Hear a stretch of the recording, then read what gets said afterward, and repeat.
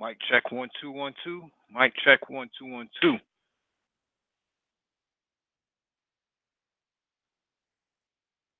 Welcome back to the Black Brain Trust of Space and Technology, episode 257. Please hit the like button as you come in and share the video if possible. Document in the description beneath the video for you to follow along with, as usual.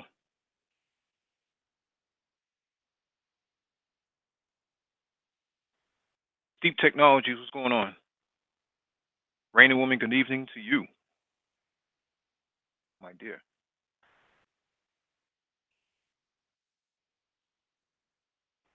We had a great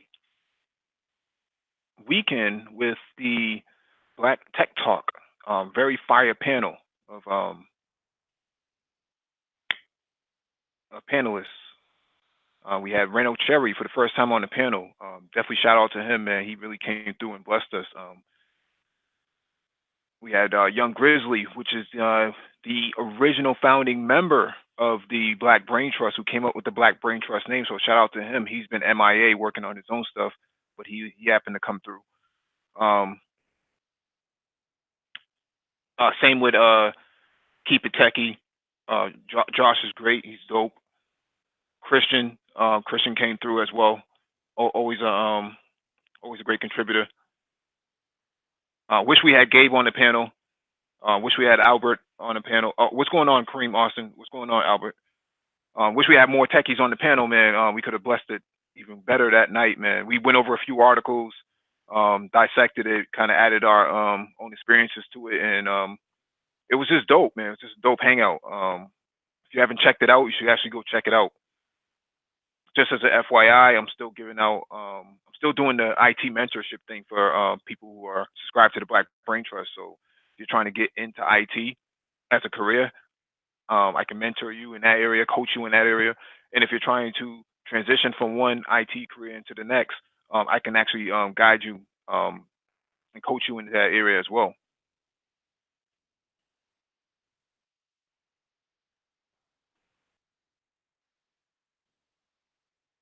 Hey, what's going on, Dr. Phoenix? Yeah, safe travels, bro. Safe travels. Hopefully you're not on those 737 Maxes, man.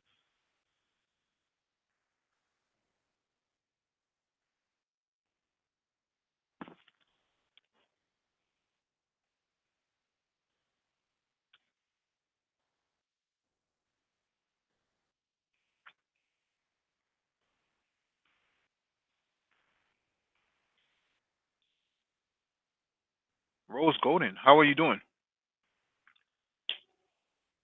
Haven't seen you around here before, so welcome.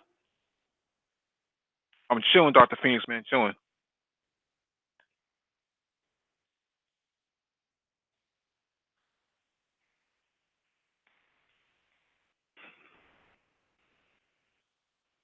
We'll give you guys another minute to come in, and then we'll get started.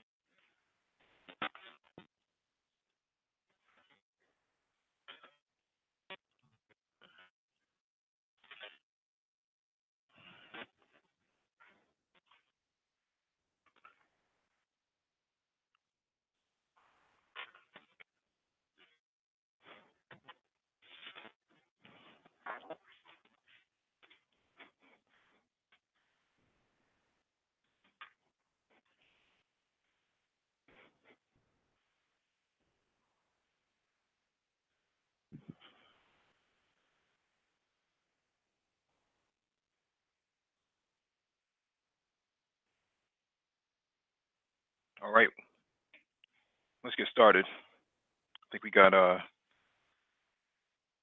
15 people, 16 people.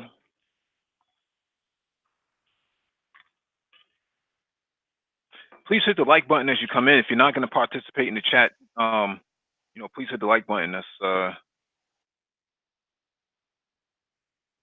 All we really asked for. Hello, hello, hello. Yo, what's going on, Rhino? What's going on? How you doing? I'm chilling, bro, chilling. All right.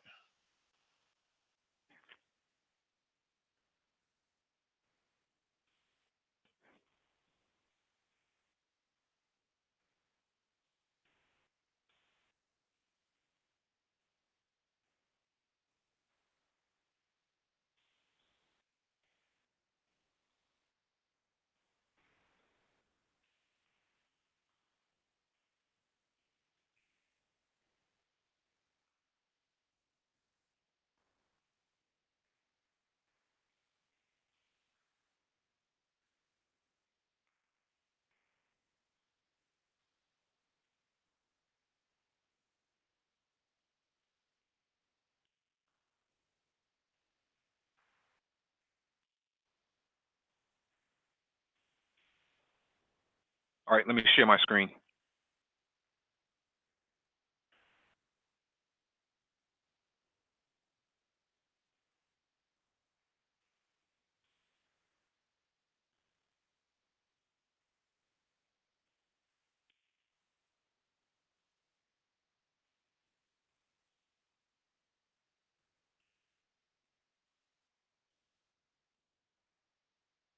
don't know if anybody can see my screen.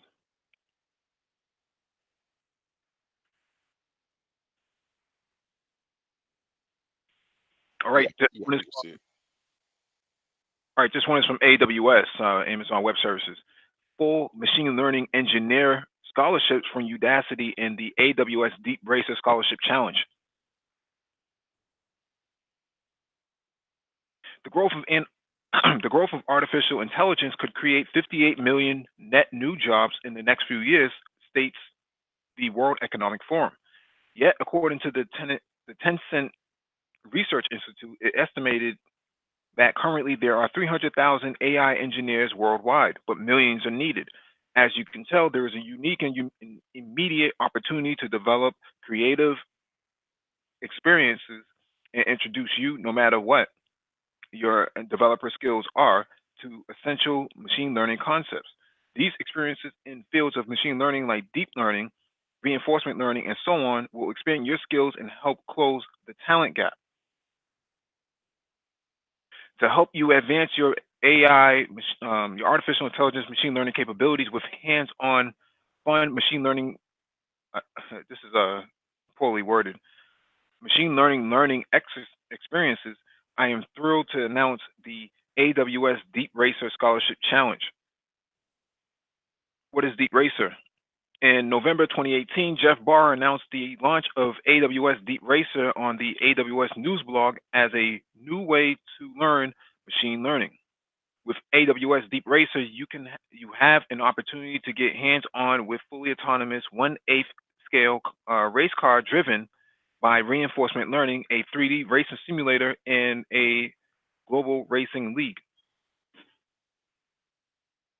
Udacity and AWS and Udacity are collaborating to educate developers of all skills all skills levels on machine learning concepts. Sorry. Those skills are reinforced by putting them to the test through the world's first autonomous racing league, the AWS Deep Racer League. Students enrolled in the AWS Deep Racer Scholarship Challenge who have the top lap times can win full scholarships to the Machine Learning Engineer Nano Degree Program. The Udacity Nano Degree Program is a unique online educational offering designed to bridge the gap between learning and career goals. The program begins August 1st, 2019, and runs through October 31st, 2019.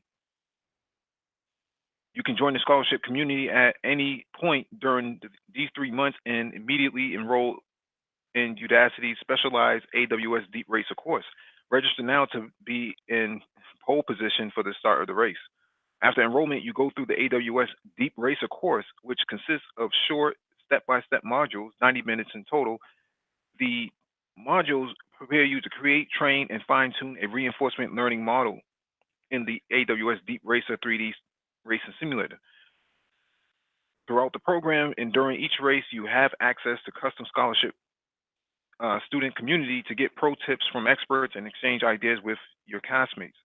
Each month, you can pit your skills against others in virtual races in the AWS Deep Racer console.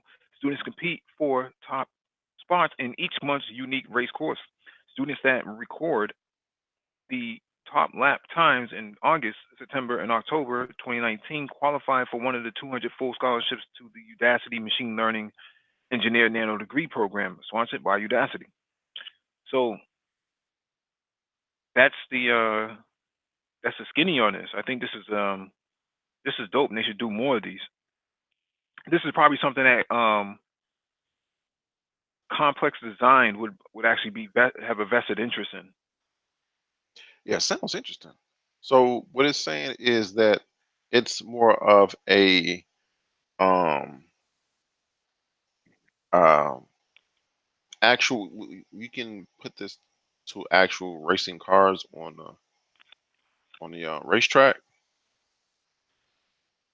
At a certain scale. Okay, this is pretty So cool. 1/18th scale, 1/18th. Oh, this is awesome. This is pretty cool. Now people can actually how should I try to say this? Have something where they can, excuse me, that they can go to get some learning skills on, get some skills pertaining to that particular industry. And Mm-hmm. that industry is not a small industry. It's a lot of diehard people out there that are in that industry.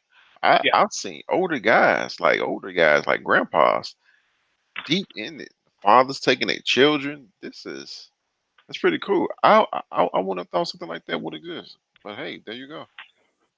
Well, this is how I got into racing. We talked about this with Paul Bryant and Complex Design on the racing hangout on the car channel. Not the car channel, the car hangout and cars and racing. And this is actually the next step, the next level to Formula E and autonomous racing. So if you can master this, this is this like the entry point, right? So 1/18th scale would be like the size of your iPhone XR, whatever it is, right? The largest iPhone or a Samsung Galaxy Note. That would be the size of the car. But it's also autonomous. So the more you leverage the machine learning, that's how um, it's all depending on how much code you write in and how good your code is. Hmm. That's awesome. So your car's only going to perform as well as your code is performing. That's awesome. I Yeah. wouldn't So if yeah, go ahead. have, I wouldn't have thought something like that would exist, but I mean, now that you see it exists, it's like, wow, Hmm. I got to get into this. Those that are into racing. I'm not into racing like you all are, but I am not. Um, how should I say this? Hmm. I'm not opposed to it. Well, uh, so you don't have to be into the racing part, but how do you think about it from an application standpoint, right? How do I leverage blockchain with that form of racing or that application of racing? So laps need to be counted, and time needs to be taken, right? So laps, time, and um, specific vehicles get added to the blockchain, which means that it's immutable, right? So it's publicly available too. So this that way there's no mistakes in anybody trying to tamper with it or trying to hack times and stuff like that. Mm, I see what you're saying. So it's a whole what it is not can be. It's a whole ecosystem that's attached to it that you can leverage other technologies too. Yep, machine learning, AI, machine learning, and blockchain all come together in this. It's pretty Where there's a cool. will, there's a way. That's pretty cool. Hmm. Even I gotta say myself, that's pretty cool. Hmm. It's not just the cars, but it's also drones. There's another article, and they do it here in Boston too. They have these drone races around the park. Mm, So your drones have to follow a certain path in the air, like to navigate around. So they have these obstacles in place, They have to weave their way around and dance their way around the track. Yeah, I saw those. That's big at in the Middle East. Hmm. Those drone races. Hmm.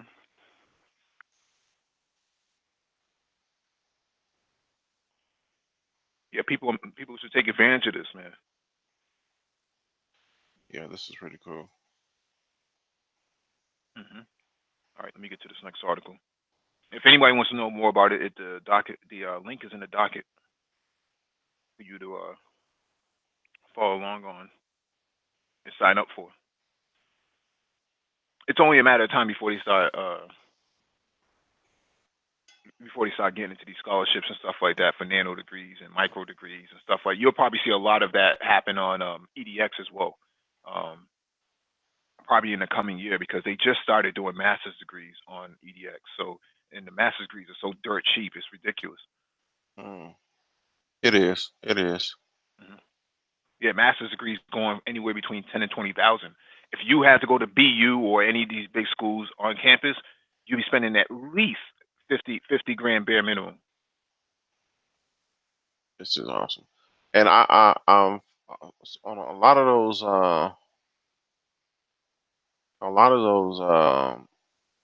you call them mini degrees. They say have some skills in like your, how should I say this, your associate's degrees. Hmm.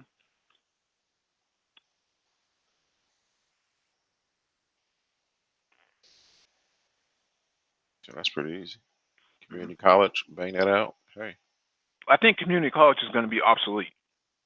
really? Yeah, at probably in the next 10 years, it'll be obsolete. Mm. Mostly because you can get your stuff online right now. What's the point in going to inside of a classroom unless you have to? If it's for something like a nursing degree, then that makes sense, right? You would have to do some physical CPR and eat, what's the other one? Um, Defibrillator. The shock treatment you can use for a defibrillator. One of those, mouth to mouth and all this other stuff. So Something that's that make hands on. say that again. Things that's such hands on, such as that. Yeah, all the physical training that needs to be done. Mm. Okay. Yeah, Dr. Phoenix says 100,000 minimum for a master's.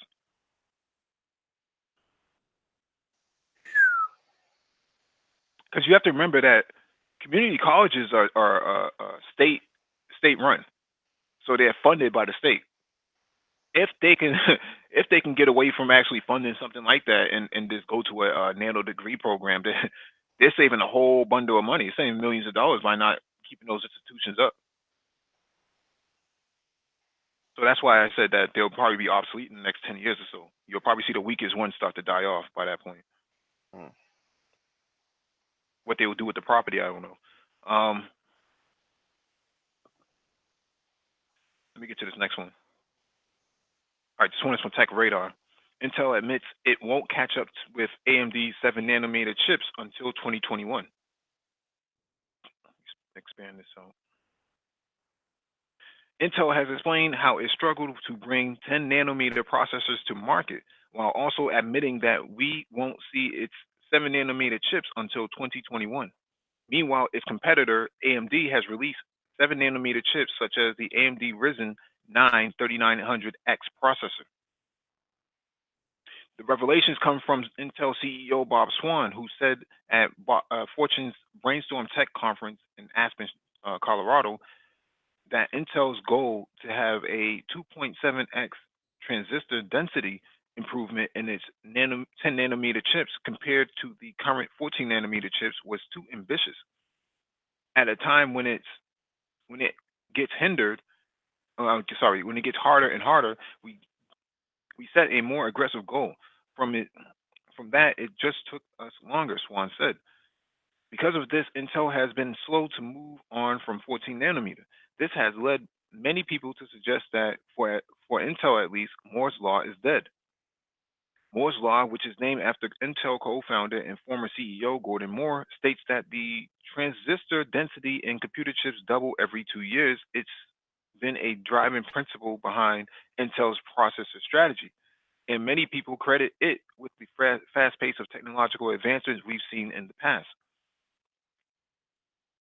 Because of Intel's delays with 10 nanometer, it has fallen behind the schedule. However, with 10 nanometer out this year and 7 nanometer out by 2021, Intel is hoping it can catch up with Moore's Law. Swan admits that the uh, 2.7x scaling for 10 nanometer was both too ambitious and too complicated. He also explains how Intel made an error when it prioritized performance at a time when predictability was really important. However, as Swan notes, the short story is we learn from it and we'll get our 10 nanometer node out this year. Our 7 nanometer node will be out in 2 years, and it will be a 2.0x scaling so scaling so back to the historical Moore's law curve. So it looks like we'll finally see 10 nanometer chips from Intel this year, while 7 nanometer will have to wait until 2021. That's a long time considering both AMD and Qualcomm have 7 nanometer chips out right now.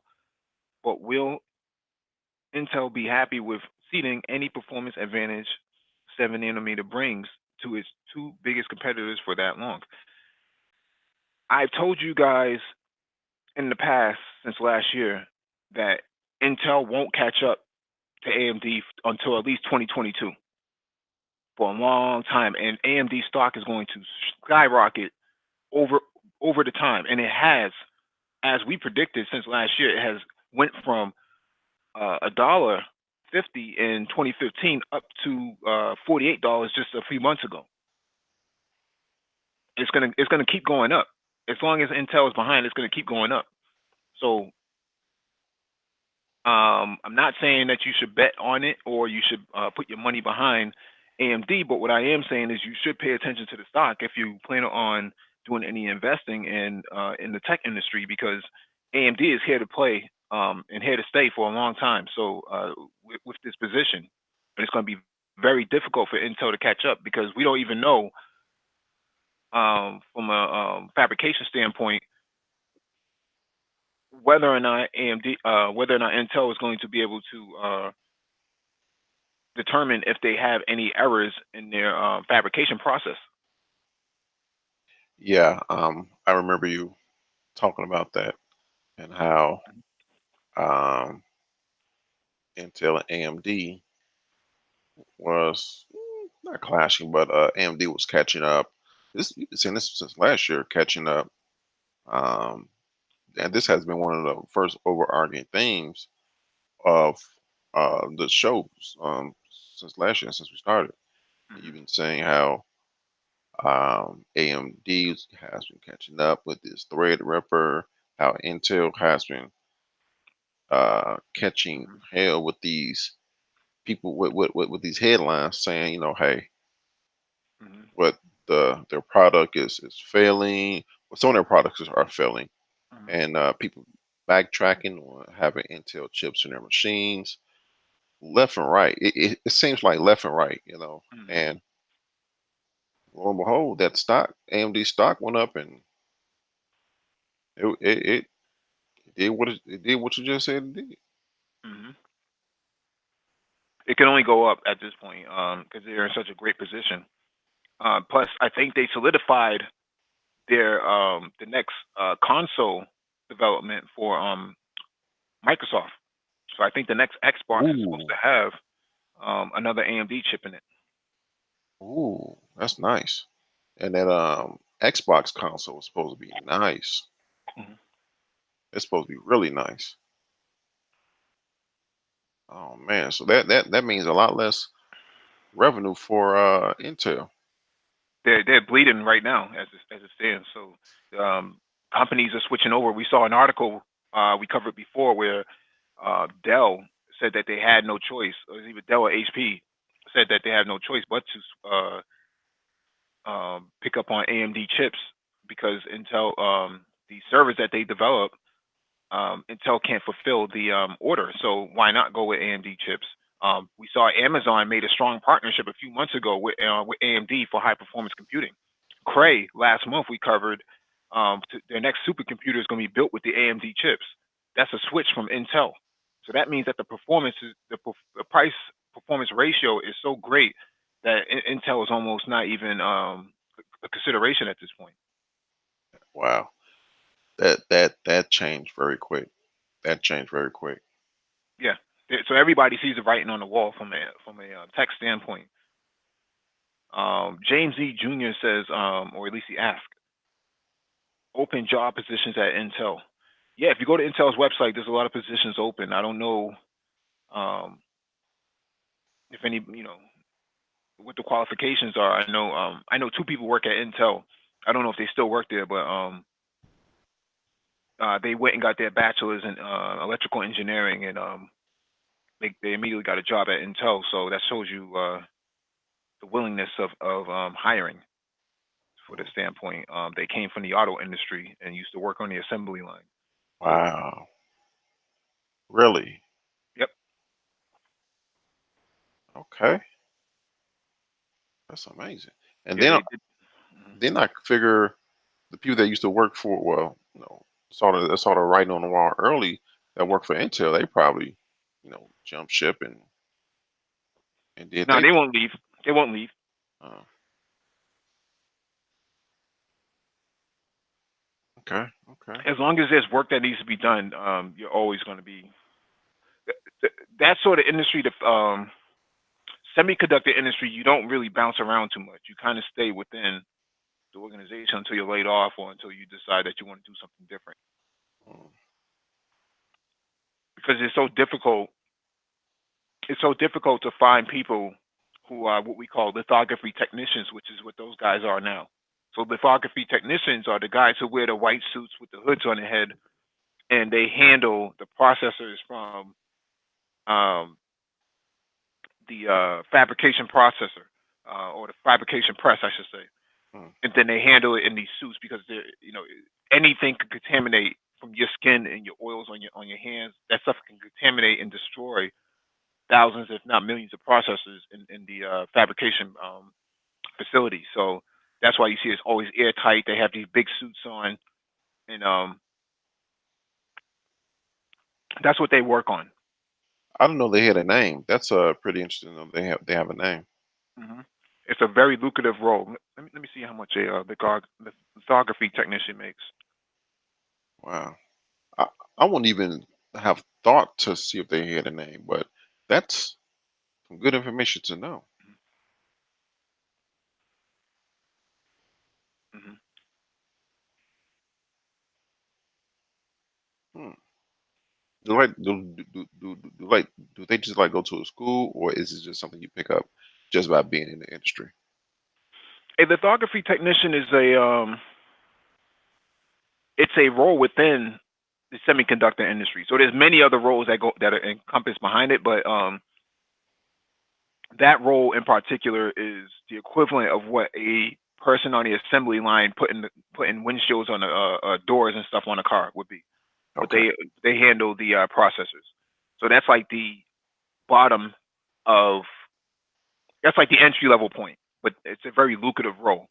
Mm. Um, Lithography technician. Let me see. All right, everyone hit the like button as you all come in, please. We have 32 people watching and 23 likes. We appreciate it very much. Yeah, a lithography technician is 90 grand entry level. Wow. Wow. And I don't me just hearing that and thinking about the industry, I don't think they're going to be, you know, weeded out anytime soon. No, those guys are in limited supply. Now in China they're a dime a dozen, but in the United States they're limited supply. That's interesting. Hey, what's going on, old man? The original old man. Haha. Yeah, so what you need for that role, it would be a computer engineering or electrical engineering background or manufacturing. What do they call that? Materials management. I think that's what they call it. Okay.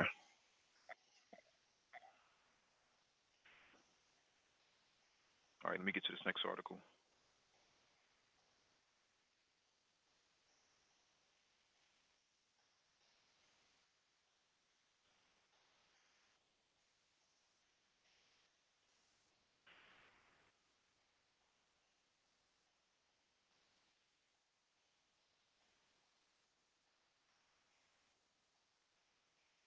Hey, what's going on, Gabe? What's going on, Gabe?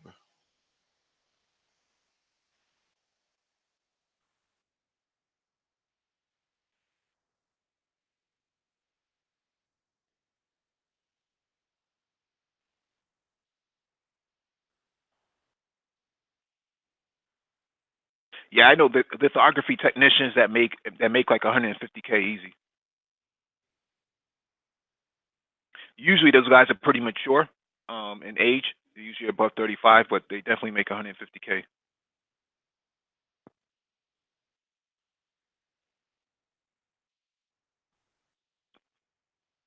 All right, this one is from Dice.com. Automation may hurt entry-level professionals the most. So, automation will have its biggest impact on workers at the beginning and end of their careers, according to a new report by analysts from McKinsey. Automation will eventually impact everything from food service and production work to customer service, and all some 40% of U.S. jobs may melt away by 2030. We just covered an article or report on Saturday discussing this very same thing. But jobs that involve a lot of repetitive processes could ultimately take one of the biggest hits from automation, which in turn could impact the aforementioned entry level jobs.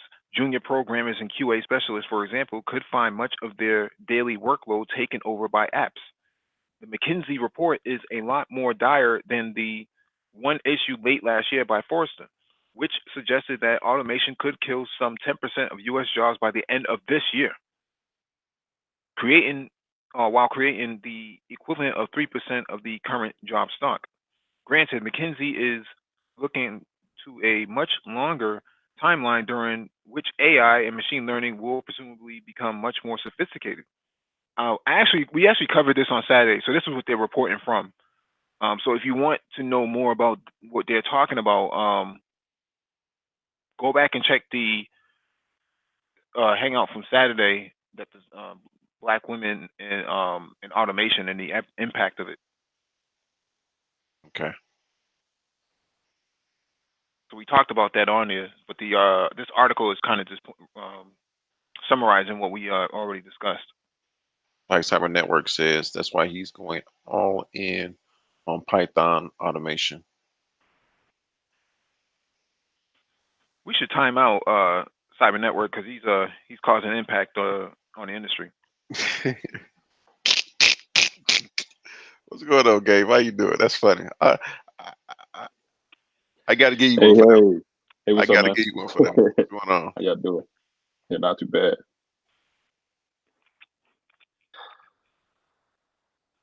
Busy, busy, busy. Hmm. All right.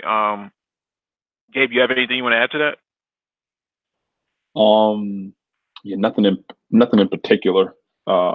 I mean, it's just the same story that we've all been speaking about. News articles have been speaking about automation being the next thing, but I think a lot of times it reminds me of the story of Noah's Ark. People don't believe it until they start hearing some rain or feeling some rain droplets coming. So, Hmm. I mean, I feel like it'll have to really come to fruition before people really realize that, hey, I'm really not in the market. Like this communications degree, this liberal arts degree is not gonna provide me with a lifestyle that is above the poverty line. So I think that's just you can tell people till they blue in the face, till we blue in the face, but hey, they got to experience it, I think. Yeah, I think that we talked about this many times, but black people tend to work at these levels for whatever reason, whether Yeah. it's to structural discrimination or just a lack of upskilling themselves. Hmm. You're going to be hit first. Out of Yeah. everybody, you're going to be hit first. This is the reality. We're not just saying this. I know somebody else on another panel said, we're always providing fair porn, and it's like this isn't fair porn. This is reality. Nah. This is reality. This is not your average bukkake. This is the real deal. So you know, Yeah. people have to understand that this is going down, and you better figure it out. But Dr. Claude Anderson. Shout out to Dr. Claude Anderson. Yeah. And he talked about this a couple months ago on Dr. Boyce Watkins' channel. That black people have until 2055 to get this right. He's saying Mm. 2055. I'm saying 2050. We've been saying 2050 when they're all writing on the wall. We Mm. probably won't be around. So what is 2050? What's What is that? that? 30 years from now? Yeah, I might still be Oh yeah, here. we still gonna be I'll kicking still be just to here. wave our finger around like I told you I so. mean, I told you so. But maybe the Zennials will look at this and say, why didn't you Gen Xers do anything about it? Yeah, or millennials. I'm actually a millennial. Oh, So. really? Yeah, yeah. I'm 30, man. Okay. Well, you and me both are millennials. For sure. But yeah, Yeah. I understand. I understand what you're saying. It's hard to come over the running sentiment, at least on Black YouTube, of the liberal arts degrees, the emotional type degrees, you Yeah. know those, and go straight and to convince everyone, which is which are facts, that you need to get into some type of field in STEM. Mm. Indeed. Indeed. Speaking of Indeed.com. Nice segue. Nice.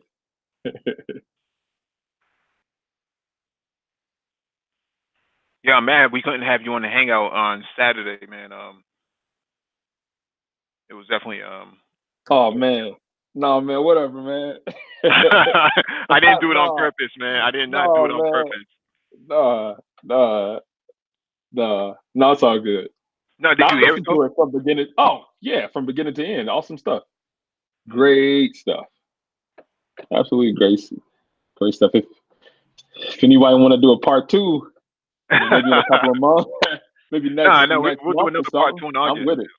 We'll Yeah, do just let another me part two know. in August. Yeah, Yeah, I'm definitely with it.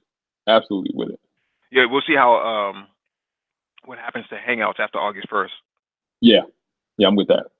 Yeah. Okay. All right. Let me get to this one. All right. This artificial intelligence breast cancer diagnostics tool is the first to get FDA clearance. There are few things in life more frightening than a possible cancer diagnosis. Now the machines are here to help. Paragon Biosciences and Clarity Imaging have figured out a way to harness the power of artificial intelligence to help humans catch cancer earlier and more accurately.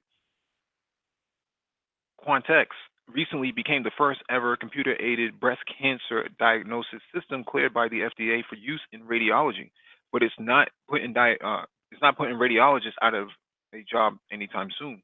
Radiology is the backbone of diagnosing many diseases today, said Jeffrey Aronin, chairman and CEO of Paragon Biosciences. We believe the future is radiologists with technology. This combination of humans and machines apparently works really well. In a clinical study, QuantX helped radiologists interpret MRIs, noting the differences between cancerous and non-cancerous breast lesions. Using the AI-fueled software led to a 39% reduction in missed breast cancers, as well as a 20% overall diagnostics improvement. It's a win for the machine age, as well as for women anxiously awaiting the results of their breast MRIs. Currently, the technology is just for women who require a breast MRI, typically used for women with a higher than average risk of breast cancer. This is a screenshot of the application.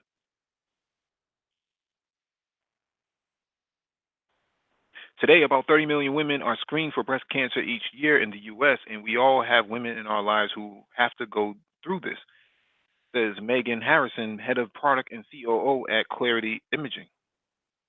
She adds that if there are any suspicious findings, women have to go through the harrowing process of furthering imaging, further testing, and more waiting. The process of going through that biopsy, waiting for your procedure to be scheduled, waiting for the results, and can create a lot of anxiety with those women, Harrison says.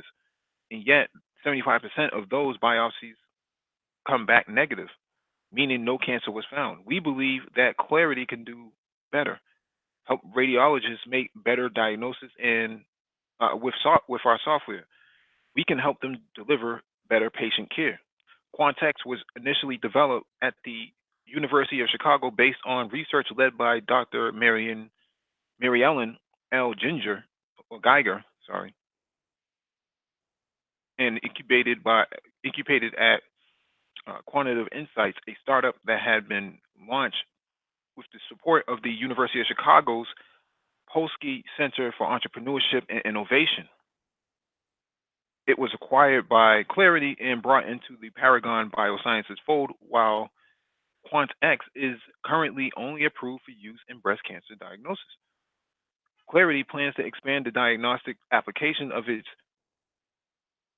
AI technology to additional medical conditions.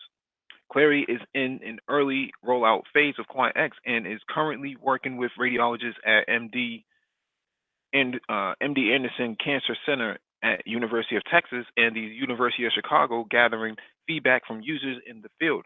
Soon though, the AI assisted doctor will be seeing you. So this is where we are right now. Artificial intelligence taking jobs at the entry level. Artificial intelligence in the digital health market, and from a cybersecurity standpoint, this sort of data that gets fed into the artificial intelligence machine learning data set has to be protected, and because you don't want a miscalculation or false information being provided to the AI, which would put out false data outputs. Garbage in is garbage out, and now you're misdiagnosing patients. If I'm a nation state who's at war with another country, basically, if in cyberspace you're always at war, these are things that I target. I mean, that's a really interesting thought, because a lot of times people are looking at leveraging AI and machine learning in order to train a system what to do right.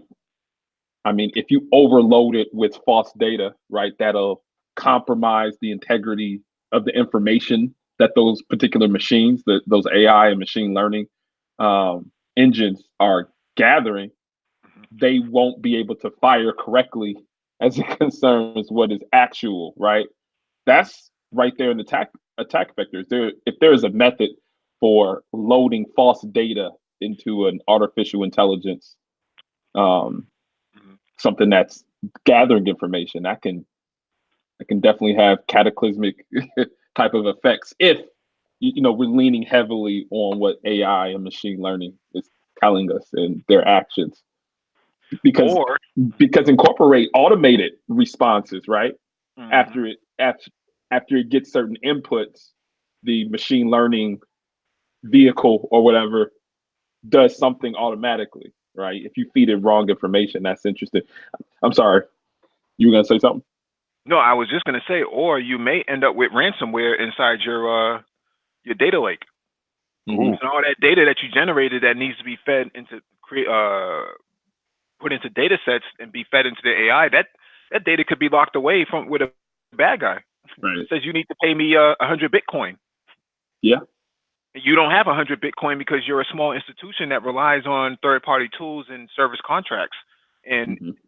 you didn't plan out for this. You didn't have a CISO. You had a fractional CISO. You know, a guy who comes around sometimes, kind of like a deadbeat dad. But Yeah. they no one's preparing for any of this type of stuff, and no one's really taking cybersecurity into perspective. Yeah. At least at this level. At this level, they're not doing it. I mean, you and I are having this conversation now, but try having that conversation with one of these startups who just wants to get their product off the ground, their AI off the ground, and wants to put it on the market and then sell vaporware to the medical institutions. Yeah. Who says, yeah, we like your technology, but right, where's the security aspect behind it? Yeah. And then somebody like you and I would come in and we'll do the assessment and say the vendor risk assessment and say, hey, this is not, this is not compliant. So Yeah. I'm actually in Texas right now, right? Doing have a customer engagement, and not particularly healthcare, but a small organization who doesn't really have the manpower nor the capability to deal with security issues. So we're doing assessments upon their devices, their network, their architecture, their practices, you name it. We're kind of doing the full gamut. We're spending a full week here. And after even today, we found, I mean, I can see that, I mean, they have a third party vendor that is doing all of their security, quote unquote, doing all of their security. And they have remote access to very sensitive digital assets that could, and their whole system is really, they have so many single points of failure that, I mean, that remote access to their system and the fact that they don't have any on-site security, I mean, if somebody targets them, they're down. And they're, like you said, a small organization. So these are considerations for sure, right? That offshoring a lot of your security capability to third-party vendors, that having single point of failure in your processes, that of not having the internal capabilities to deal with particular issues that come about. I mean, you name it. And then even having a flat network, right? Everything is on blank dot blank dot blank dot blank slash 24, everything. So, yes, it's real and it's happening. It just is taking, I mean, all it takes is an adversary, a threat to target this particular organization or any organization that fits the profile, and boom. Look at Quest Diagnostics. Quest Diagnostics got popped what, last year or 2 years ago? Right. They were very vulnerable to this. So yeah, I I can go on and on. Yeah. Some good perspectives y'all are coming up with. I wouldn't have thought about that, and that goes to show other people may not think about it either. Yeah. I never, cause kind of a thought of feeding the AI wrong information to cause it to respond incorrectly. Yeah, it's called data That's poisoning. interesting.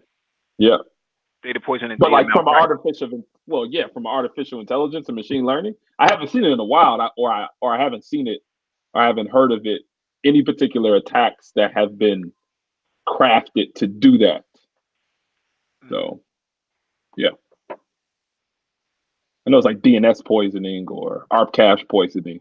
That's switches and routers and devices. Yeah, but AI poisoning. I ain't never heard of that. Yeah. Be AI intoxication or asphyxiation, for that matter. Yeah, for sure. All right, this next one is from Fortune.com. Quantum computers might save the world if companies can find workers to build them.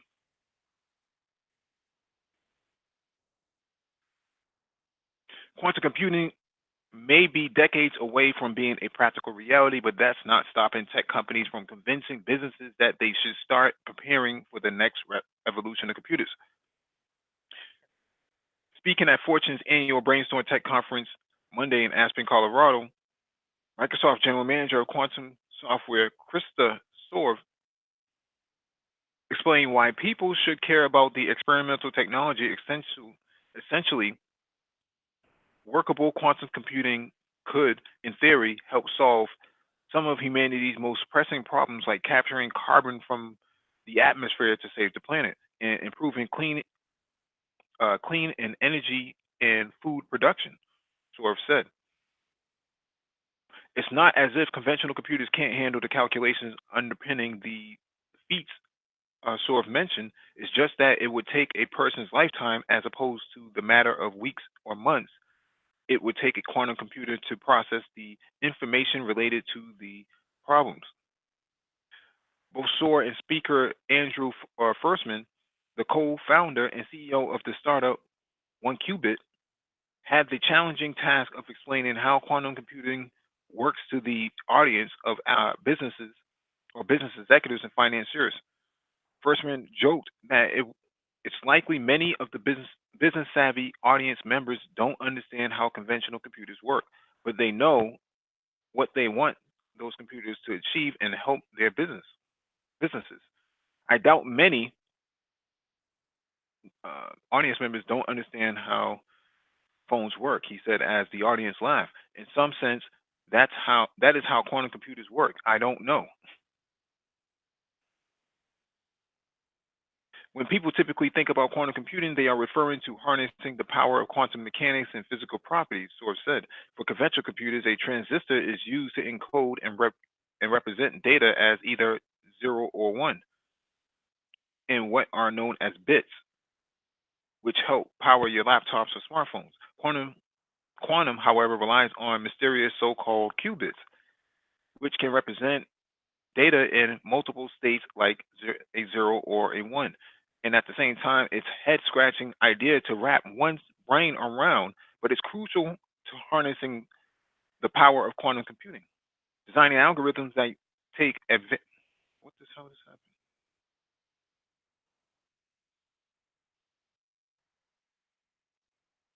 Designing algorithms that take advantage of the mysterious properties of qubits can bring millions of years of compute time to seconds or hours or days, Source said. With quantum computing still being developed, companies are racing to hire skilled talent, which is currently limited because the field is so nascent. Source said that currently there are not enough people educated in space to meet the employment demand, and companies like Microsoft need people who are trained in fields like material science. I mentioned that earlier, material science, on the about the semiconductor industry. Cryogenics, quantum machines need to run in extremely cold temperatures, as well as quantum theory and development. Berkman said that it's taken 5 years for his quantum software startup to employ 100 people, which he said is not sustainable thing to build this industry. As for what separates a giant company like Microsoft from his startup in quantum research and development, Firstman crack wise, Microsoft has more lawyers than we have employees. So again, this is another market that we covered on a hangout about 2 weeks ago about quantum computing and quantum physics. A lot of ADOS people want to get into the industry. This is what you need to be focusing on because you want to get in to areas that are, hard to fulfill because of the lack of education and more opportunities, which means more money for you. Mm-hmm. Get in on the ground floor, you can command your salary or command what you want to be paid as a consultant or anything else, or Yeah, become an expert in the field early on. And it'd be easier to take in the new changes that happens as the industry grows. absolutely. Yeah, I know even at times some of those traditional even engineering majors, they aren't even as marketable as they used to be. Like those just basic electrical, mechanical, and chemical engineer. I have a buddy, a chemical engineer. He actually has his master's in chemical engineering. He worked for pretty a large organization, working in energy, kind of steel mill type of stuff. When he was trying to find a different job, he found it very difficult because all he had was that traditional chemical engineering experience Without that of being able to do data analytics, without that being able to do some type of programming, without some additional skill on top of that. So I would even say that those individuals who have even those base kind of engineering and kind of tech specialties, that you got to kind of blend it with what is up and coming and what is popular now, right? So you have an electrical engineering degree. You can combine that with, I don't know, some type of automation, right? Because you have that base electrical understanding and it's combined with something that's on the rise. So I would say that that combination, combining your base skill with something that's up and coming and that's new within the market, allows you, as the gentleman was saying, to be able to command a higher salary and to be able to kind of carve out the career path that you desire to go into. So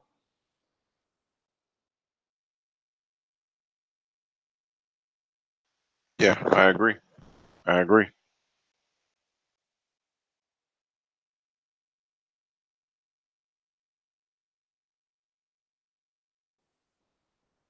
did it might go somewhere? Maybe on. I don't think he's on mute. Yeah, Mike, you on mute. Somebody came up. Yeah, but yeah, these new industries, it's the Hmm. ground floor. You can simply Yep. look on like World Economic Forum, IMF, these global official websites that say, hey, these are the new industries, and you get it on Hmm. the ground floor, understand the base of it, and next thing you know, 20, 30 years from now, you didn't progress along with the industry and not get Right. me 10 years later trying to learn everything. Yeah. I mean, that's really how I got into this particular industry. I was doing pretty traditional electrical engineering stuff, trying to transition more on the nuclear side. Was working at a nuclear plant, and then boom, Stuxnet had hit. Right, Stuxnet, a very popular industrial control system malware, and because I was at a nuclear plant, I was the youngest guy around. They told me, "Hey, you're the youngest guy around. Let's throw you on all this computer stuff, the security stuff that we have to implement for our plants." So that's kind of how I got my start. I wouldn't say lucky, but the opportunity presented itself to me Right in time, order to get right on place at the something. right time. Absolutely, absolutely. So I mean, I think that we could be even more intentional than that, right? Be more intentional than an opportunity presented itself to you, rather, reading these articles, understanding the emerging trends, and be able to start to learn, right, with the Udacities, with the edX's, with the Udemy's, with just YouTube in general, and be able to craft that out for ourselves. So, Hmm. Yeah, I think the article pointed out that they need people, I should say, in material sciences, um, cryogenic engineering, mm, right? So you can never go wrong with the three degrees: computer science, computer engineering, and electrical engineering. You can yeah, never go wrong with those because they're ever. so versatile in those areas that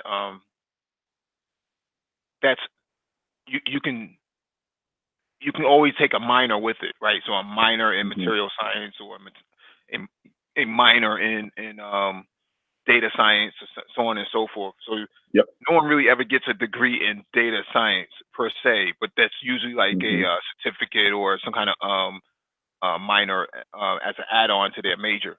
So Right. I think there's uh, I think there's a lot of opportunity there. The only problem is, do people really have an appetite? Well, I should say people, but ADOS, do they really have an appetite for next generation and stuff? And Yeah. part of what I mean, you're a part of NISB, I'm a part of NISB too, and Yeah. Nesby. Yeah. part, yeah, part of the purpose of NISB is to drive that sort of mindset Man. um, into a lot of ADOS people, and unfortunately, people Ah, yeah.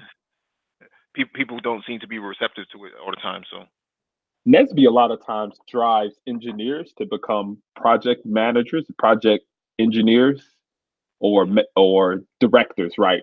A lot of times, like at least from what it's turning to be now, even though they have like the research sciences. So it seems like it's two tracks in Nesby, right? one that of academia, get degrees, degrees, degrees, degrees.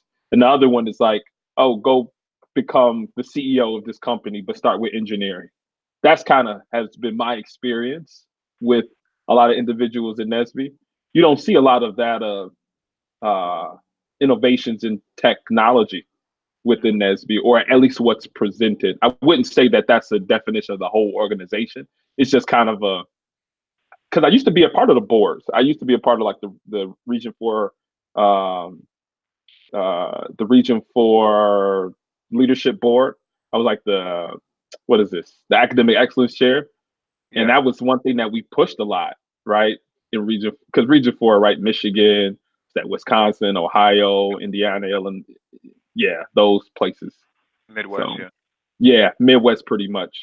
So that's kind of what I've seen. So when you speak about an appetite for some of the next generation of things, you might find them right here and there, almost quote unquote anomalies within our community.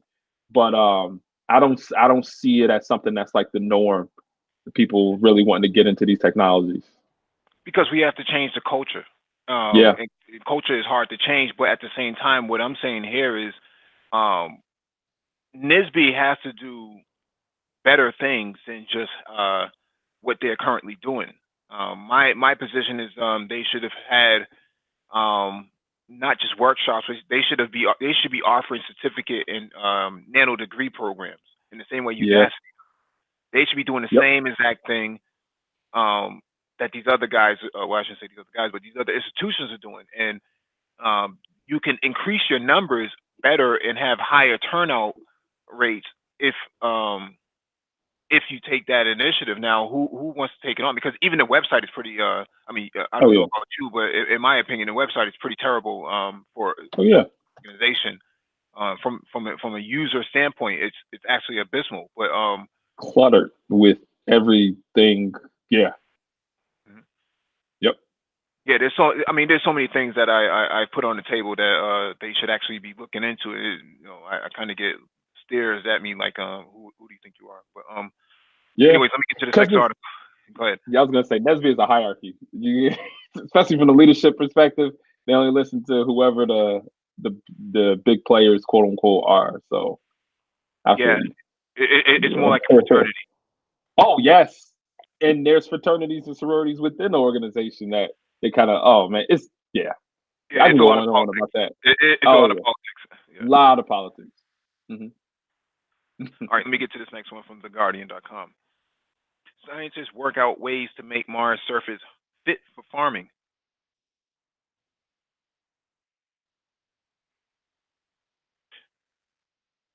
For future astronauts bound for Mars, it will surely rank as a positive when they sit down to dinner on the barren red planet. They should at least have plenty of greens. The harsh environment on Mars has always made growing food a daunting prospect, but scientists believe they have cracked the problem with sheets of material that can transform the cold, arid surface into land fit for farming. The aerogel sheets work by mimicking Earth's greenhouse effect, where energy from the sun is trapped on the planet by carbon dioxide and other gases. Spread out in the right places on Mars, the sheets would warm the ground and melt enough subsurface ice to keep plants alive.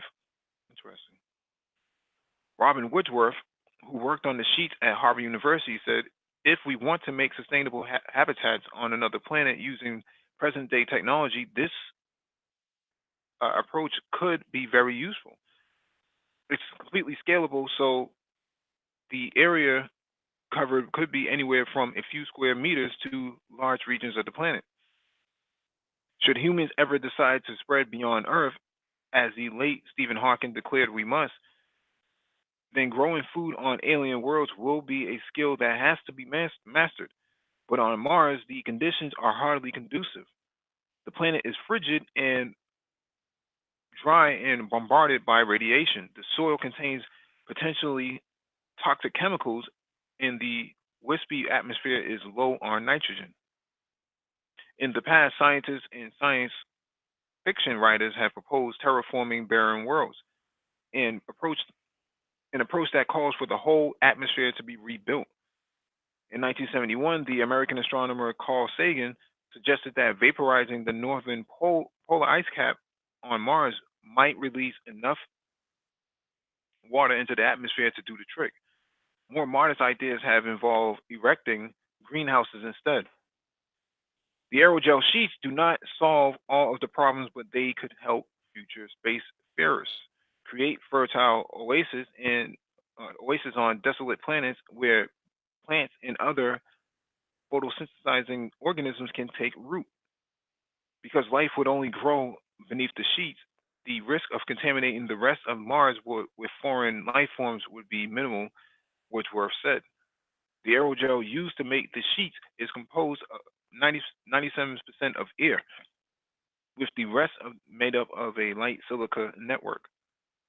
The researchers, including scientists at NASA and the University of Edinburgh, showed that 2 centimeter to 3 centimeters thick sheets of silica aerogel block harmful UV rays, allow visible light through for photosynthesis, and trap enough heat to melt frozen water lock in Martian soil.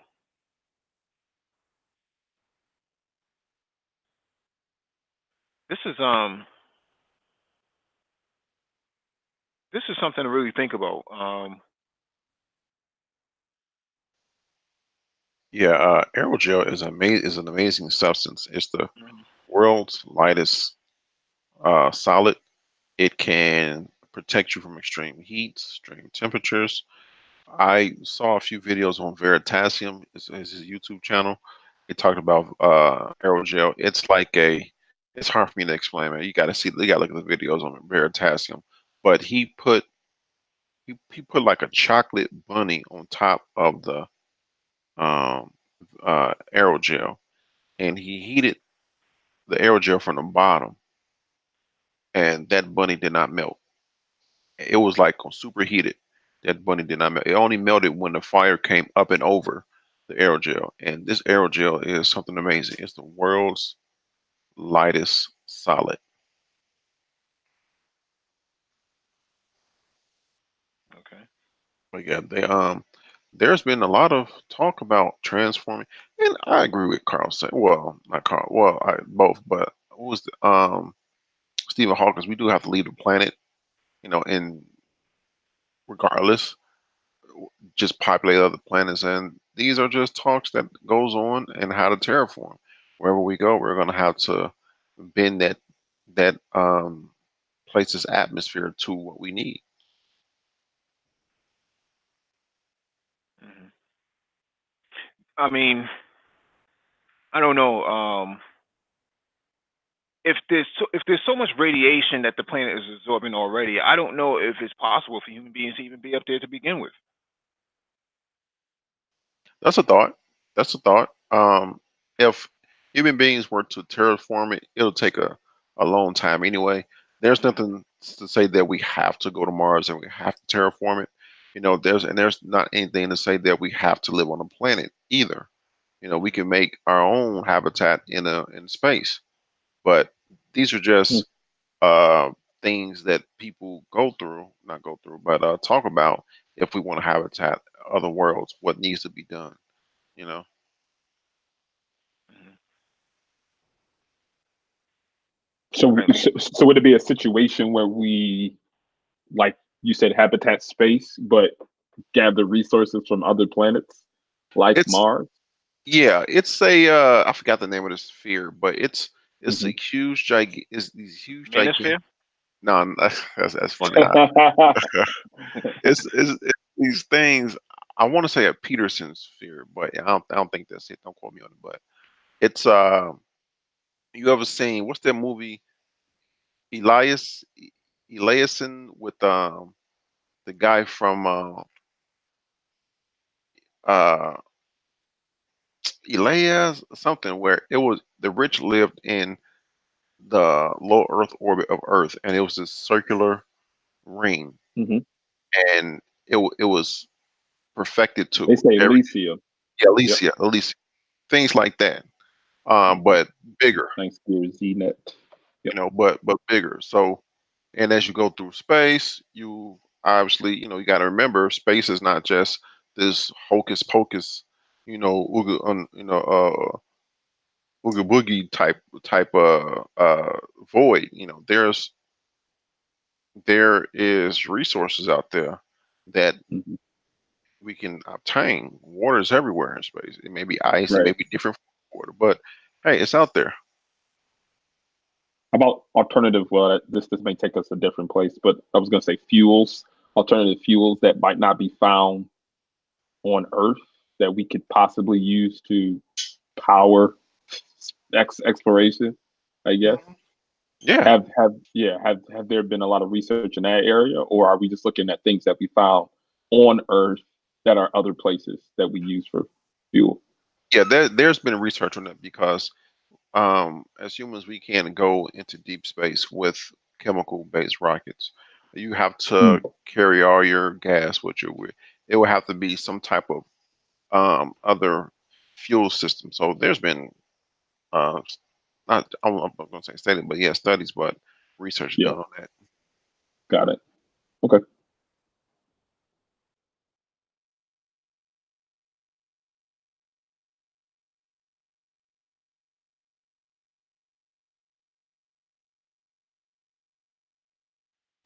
Also, oh, go ahead. No, I was just gonna say that we've been meaning to do a review of the Expanse series, and we've never gotten around to it, even after a year later. Yeah, man, I got extremely busy. I gotta get to that. Yeah. We're gonna Yeah, I think. go. What's good, folks? What's going Hey, on? What's going What's on, going on, bro? dude? not too much. What's Not too happening, much. man? This jumping in with the brain trust. So go ahead. All right, let me get to this next article.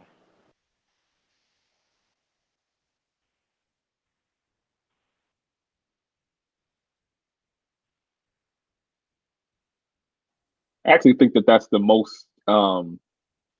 most used phrase on the brain trust. Let me get to this next article. I think that's the most used one. Got to pivot, man. We always got to pivot. All Oh right, this no, one is no, it's nothing wrong with that. Yeah. all right. This one is from Jet Propulsion Laboratory. Want to colonize Mars? Aerogel could help. I think we just covered this on the last article. Raising, let me expand this out. Raising crops on Mars is easier in science fiction than it will be in real life. The red planet is an inhospitable world. Among other challenges, sub-zero temperatures mean water can persist on the surface only as ice, and planet's atmosphere offers little protection to plants from the sun's radiation. Of course, NASA has plans to eventually put humans on Mars using lessons it will learn from its Artemis lunar explorations. And those humans will need to eat. Being able to produce food on Mars would help to reduce the quantity of supplies consuming uh, valuable space and fuel on crewed missions on the planet, on the red planet. But figuring out how and where to produce that food while also being exceedingly careful not to contaminate Mars with Earth-borne bacteria are some of the challenges scientists and engineers face. In a new paper in Nature Astronomy, researchers propose that a material called aerogel might help humans one day build greenhouses and other habitats at Mars' mid latitudes, where near surface water ice has been identified. The study was founded by Harvard's Faculty of Arts and Sciences. Aerogel is a styrofoam like solid that is 99% air, making it extremely light. It's adapt at preventing the transfer of heat as well, making it an excellent insulator. In fact, it's been used for that purpose on all NASA's Mars rovers. Moreover, Aerogel is translucent, allowing the visible light to pass through while blocking ultraviolet light's harmful radiation.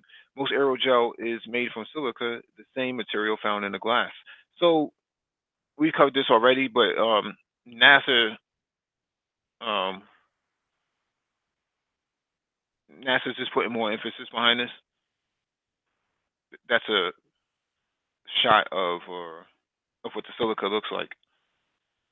Isn't silica the same stuff that you find in your shoe when you first buy it from like whatever brand you buy it from? It says on the outside of the packet, it says please do not eat this. Yeah, it's based on the same thing. Yeah. Yeah. Sounds like a couple people in the manosphere might have eaten a couple of those packets too. Look at this guy. This guy. I wouldn't doubt it. Pew pew. Shots. Oh man, what am I looking at here? Nicole, you have anything you want to add about space exploration on Mars? What's your ideas behind it? Yeah, they've been talking about this for a while. Space exploration, we should definitely explore Mars. Mars is, how it moves and its functions are somewhat close to ours. Gravity, of course, is lighter. It's not as strong as it is here because of its size. But Mars looks like it could be potentially habitable if we're able to terraform it. And they say that terraforming is something that they've already got plans to see how they could potentially terraform a planet like this.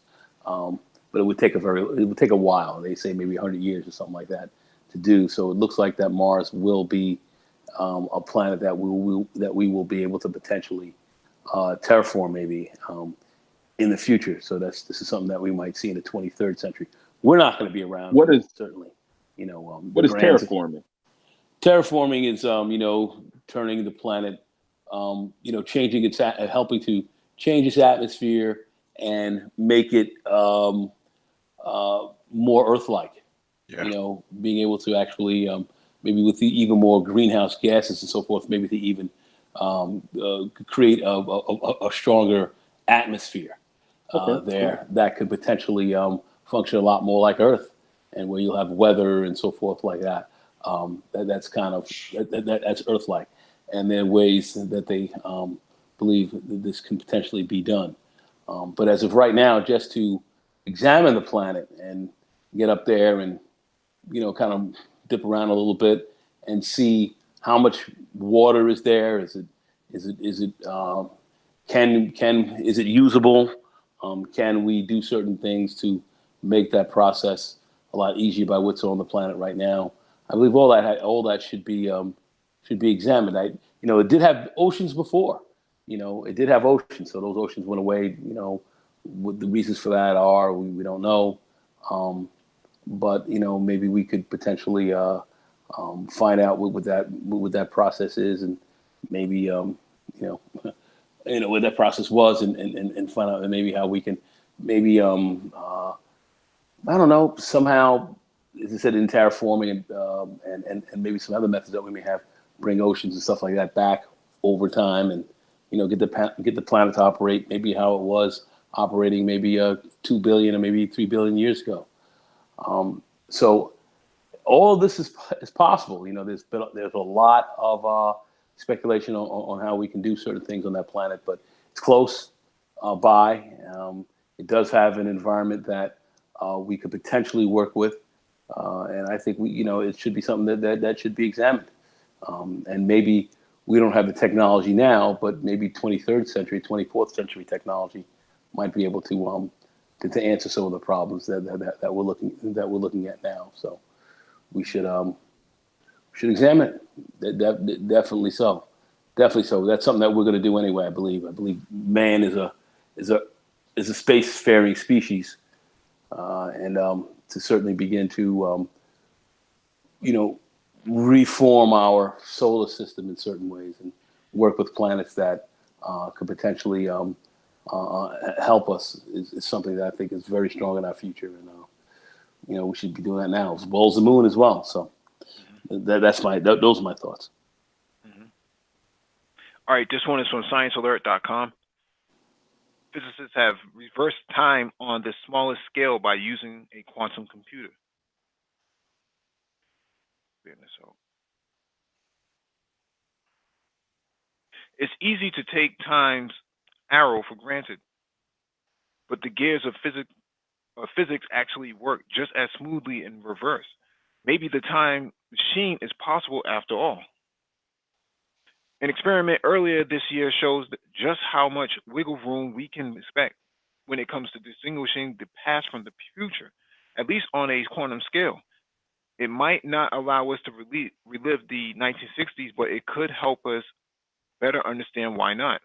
Researchers from Russia and the US teamed up to find a way to break or at least bend one of physics' most fundamental laws on energy. The second law of thermodynamics is less a hard rule and more of a guiding principle for the universe. It says hot things get colder over time as energy transforms and spreads out from areas where it's most intense. It's a principle that explains why your coffee won't stay hot in a cold room, why it's easier to scramble an egg than unscramble it, and why nobody will ever let you patent a perpetual motion machine. It's also the closest we can get to a rule that tells us why we can remember what we had for dinner last night but have no memory of next Christmas. That law is closely related to the notion of the arrow of time that points the that posits the one-way direction of time from the past to the future. Says quantum physicist Gordy Lesovic from the Moscow Institute of Physics and Technology. Virtually every other rule in physics can be flipped and still make sense. For example, you could zoom in on a game of pool, and a single collision between any two balls won't look weird if you happen to see it in reverse.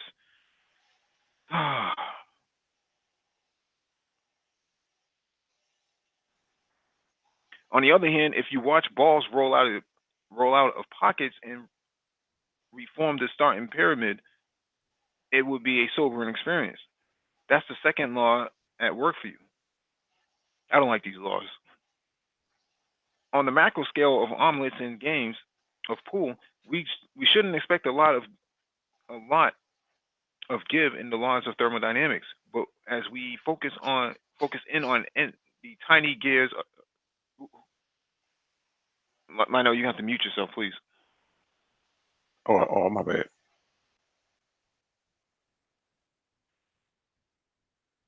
But as we focus in on the tiny gears of reality, in this case, uh, solitary electrons, loopholes appear. Electrons aren't like tiny billiard balls. They are like they are more akin to information that occupies a space. Their details are defined by something called the Schrodinger equation, which represents the possibilities of an electron's characteristics as a wave of chance. If this is a bit confusing, let's go back to imagining a game of pool. But this time, lights are off. You start with the information, a cue ball in your hand, and then send it rolling across the table. The Schrodinger equation tells you that ball is somewhere on the pool table moving around at a certain speed. In quantum terms, the ball is everywhere at a bunch of speeds, some just more likely than others. You can stick your hand out and grab it to pinpoint its location, but now you're not you're not sure of how fast it was going. You could also gently brush your fingers against it and confidently know its velocity. But where it went, who knows? This is a pretty long article, so I'm not going to read the whole thing.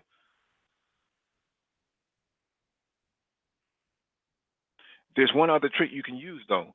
A split second after you send that ball rolling, you can be fairly sure it's still near your hand moving at a high rate. In one sense, Schrodinger equation predicts the same thing for quantum particles. Over time, the possibilities of a particle's position and velocity expands. However, Schrodinger's equation is reversible, says material scientist Valerie Vinokur from the Argonne National Laboratory in the U.S. Mathematically, it means that under a certain transformation called complex uh, conjugation, the, the equation will the equation will describe a smeared electron localizing back into a small region of space over the same time period. It's as if your cue ball was no longer spreading out in a wave of infinite possible positions across the dark table, but rewinding back into your hands. This is this is something. Yeah, this is really something.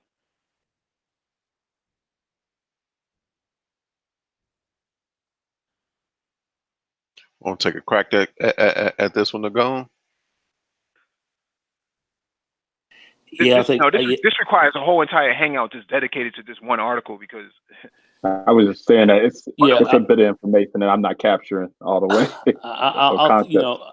I understand this whole quantum thing where you can actually at the literally at the molecular level, where you can have two a nucleus be split and it could be exist in two different times and space at the same time and all this kind of stuff. So the quantum world is a little bit strange. It's and they start talking about spooky action at a distance and all these types of things that are explained somewhat in the quantum world, which kind of gets really crazy. I think one of the things that there's a brother out here. His name's Professor Mallet. You guys might have heard of him.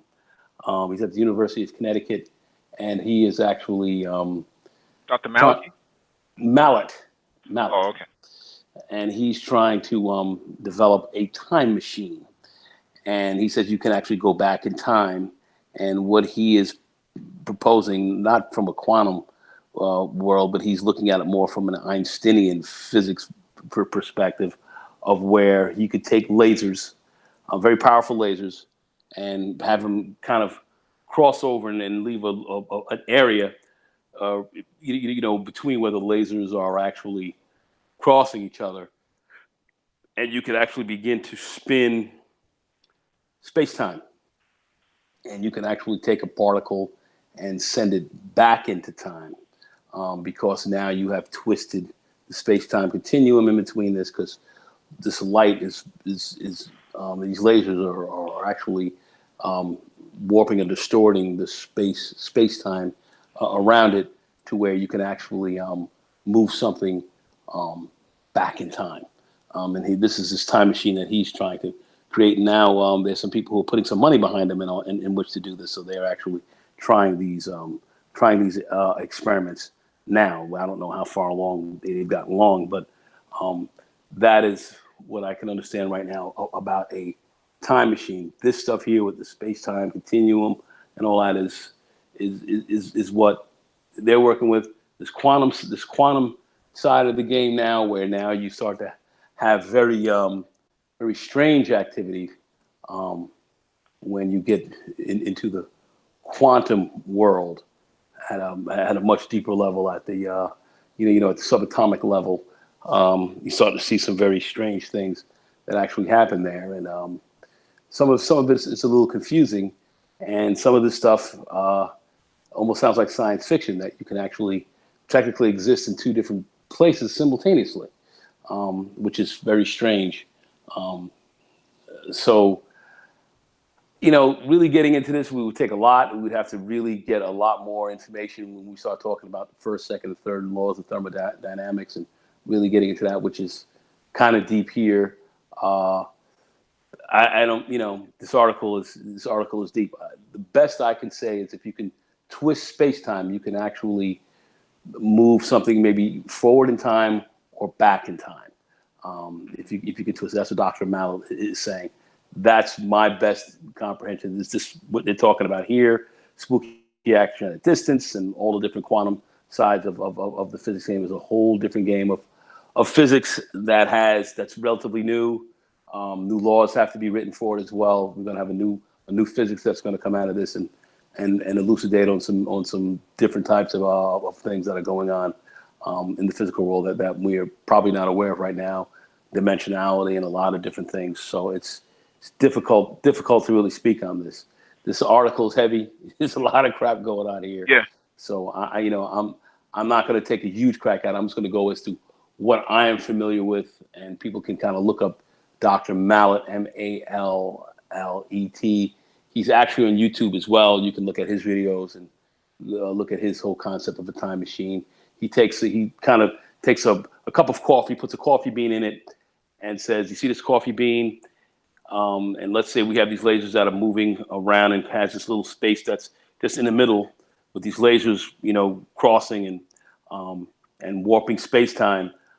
We can actually take like a coffee bean in a cup of coffee, stir the coffee bean will travel around and move around. And if you stir it fast enough, the coffee will actually kind of, have that like whirlpool type of look in the middle of it. And the coffee bean could actually go down into that. And that could be an example of something moving back in time.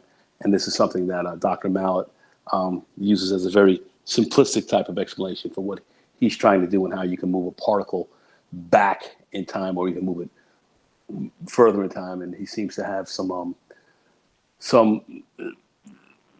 good basis for this, but it's more of an Einsteinian type of deal than the quantum world. And if you know Einstein and what he saw at the quantum world, he thought the quantum game was kind of bullshitty, and he couldn't really explain a lot of this stuff, so he stayed away from it. But that's where we are. This is pretty interesting stuff. I would like to get into that a lot deeper. I'd like to even study it a little bit more. But wow, that's interesting what they're saying. So I don't know what else to say. That's the best shot. I'm not taking a shot at it. I'm just saying this is what I could understand right now about moving stuff back and forward in space and time. Dr. Mallet, he's a brother. He black dude, one of the sharpest guys out here right now. So I think we should. I just bring him up because I think we should be studying and looking at him as well. This is something that he's involved with, and he's on the cutting edge of this as well. So that's it. Yeah, because the quantum computing aspect, and I think we can speak to that pretty thoroughly here. Quantum computing doesn't work off of like big, large-scale applications. It works off of numbers. So the more numbers you feed to it, the better it can crunch the numbers. Because it doesn't use the typical 0 and 1 bits that you find on parallel computers, parallel based x86 machines. Because quantum computing works in a different algorithm. It works in 3 phases. We did a whole hangout on this about 2 weeks ago, so make sure you go back in the archives of Black Tech Talk and see that we did cover this. In terms of quantum computing, the power that quantum computing has can actually get this done if you feed it enough numbers in a relatively small amount of time. So let's say if you want to go back 1 second, that is very possible with a quantum computer because the numerical values are so small that it can actually do it. I don't know how fast it would happen on a parallel x86 classic machine, but on a quantum machine that would be extremely easy for it to do. So if we just wanted to go back 1 second, where a person may have blinked their eye, that is easily possible. So I'm surprised that this isn't getting more traction. But then again, like Nagone said, it's a brother actually doing it. So over in Connecticut. So I wish the Manosphere had its own Wayback Machine. Go back to the beginning of what the Manosphere really was, and then we wouldn't have so many of these issues today. But Miguel. Yeah. Por favor, páralo, stop. Where Yeah, would you where would you go back to if you had to go back? Probably to the Obama era, but maybe to the Bush era. But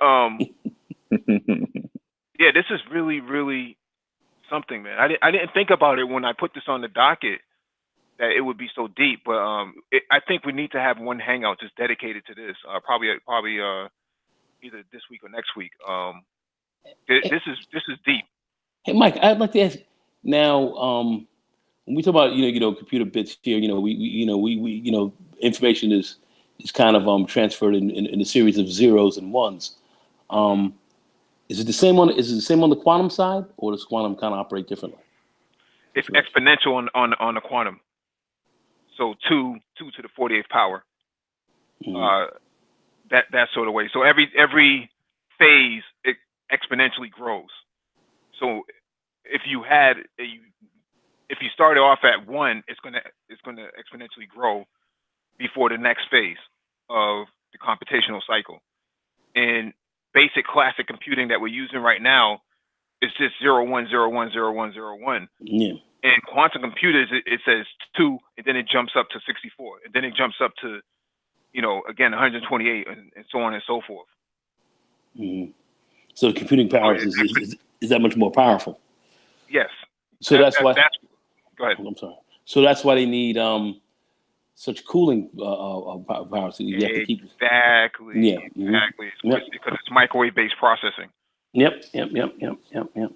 I mean, I understand that, and like I said, I understand some of the cooling factors that they use. Like we were talking about the Bose-Einstein condensate that was produced when they were trying to hit absolute zero, and then right before you get to absolute zero, because we haven't really reached it, there's a kind of a different state of matter, or a different state of really a different state of matter where things operate a little bit differently than you see in the regular world, and you're able to produce this condensate that has unbelievable types of properties. It can slow light down, can slow it down, can expand it and slow it down, stretch it and stretch it to make it move a lot slower, and then shorten it so it moves very quickly as well.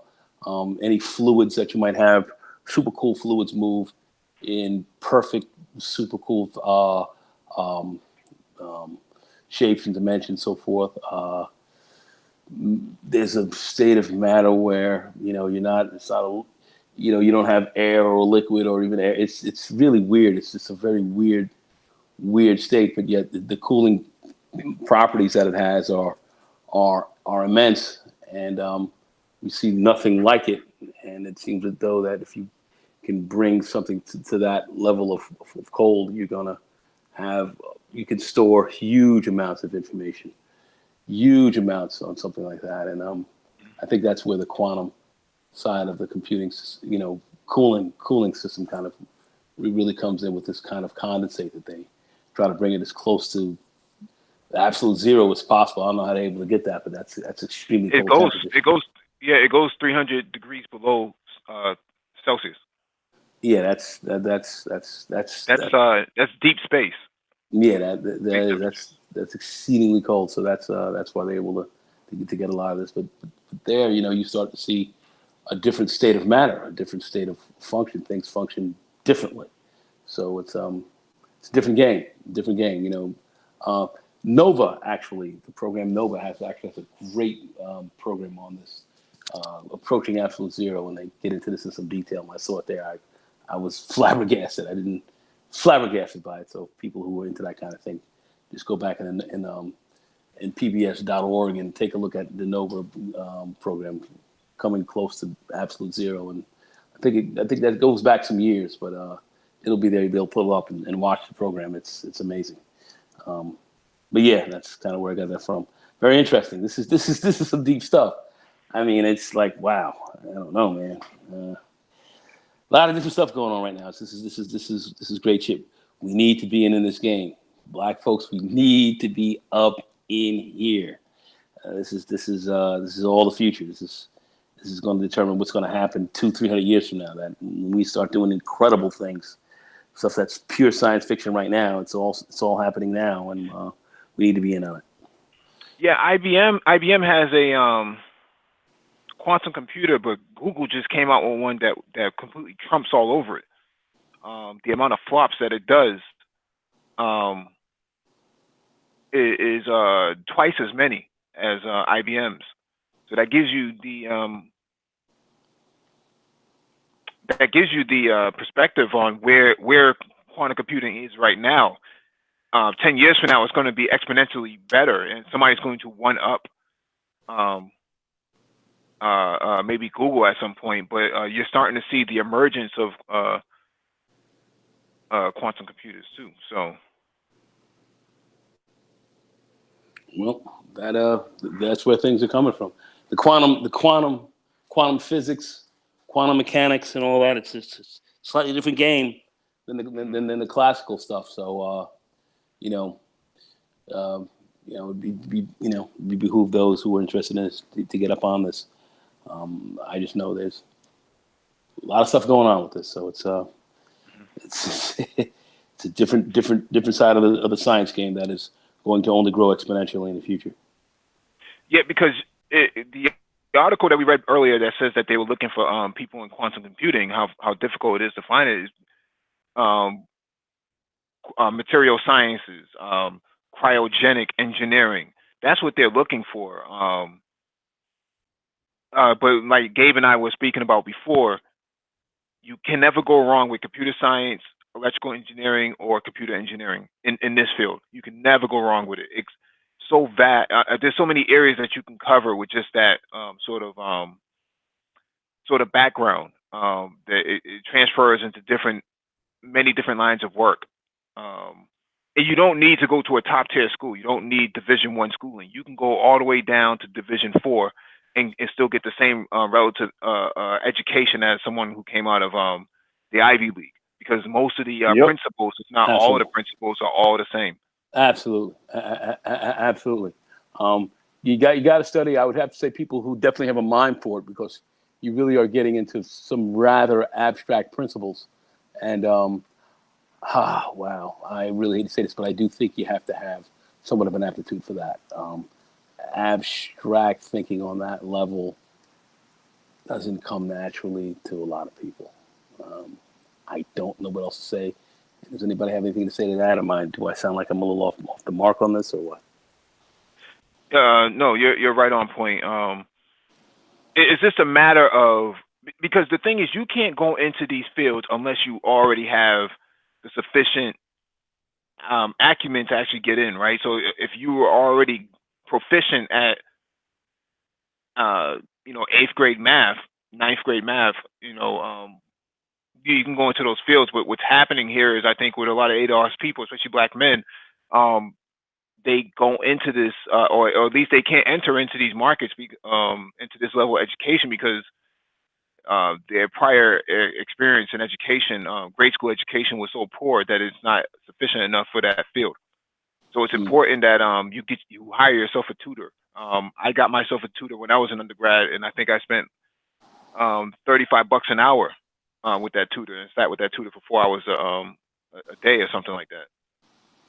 Yeah, I would definitely think so, and I think you just have to have a good imagination as well.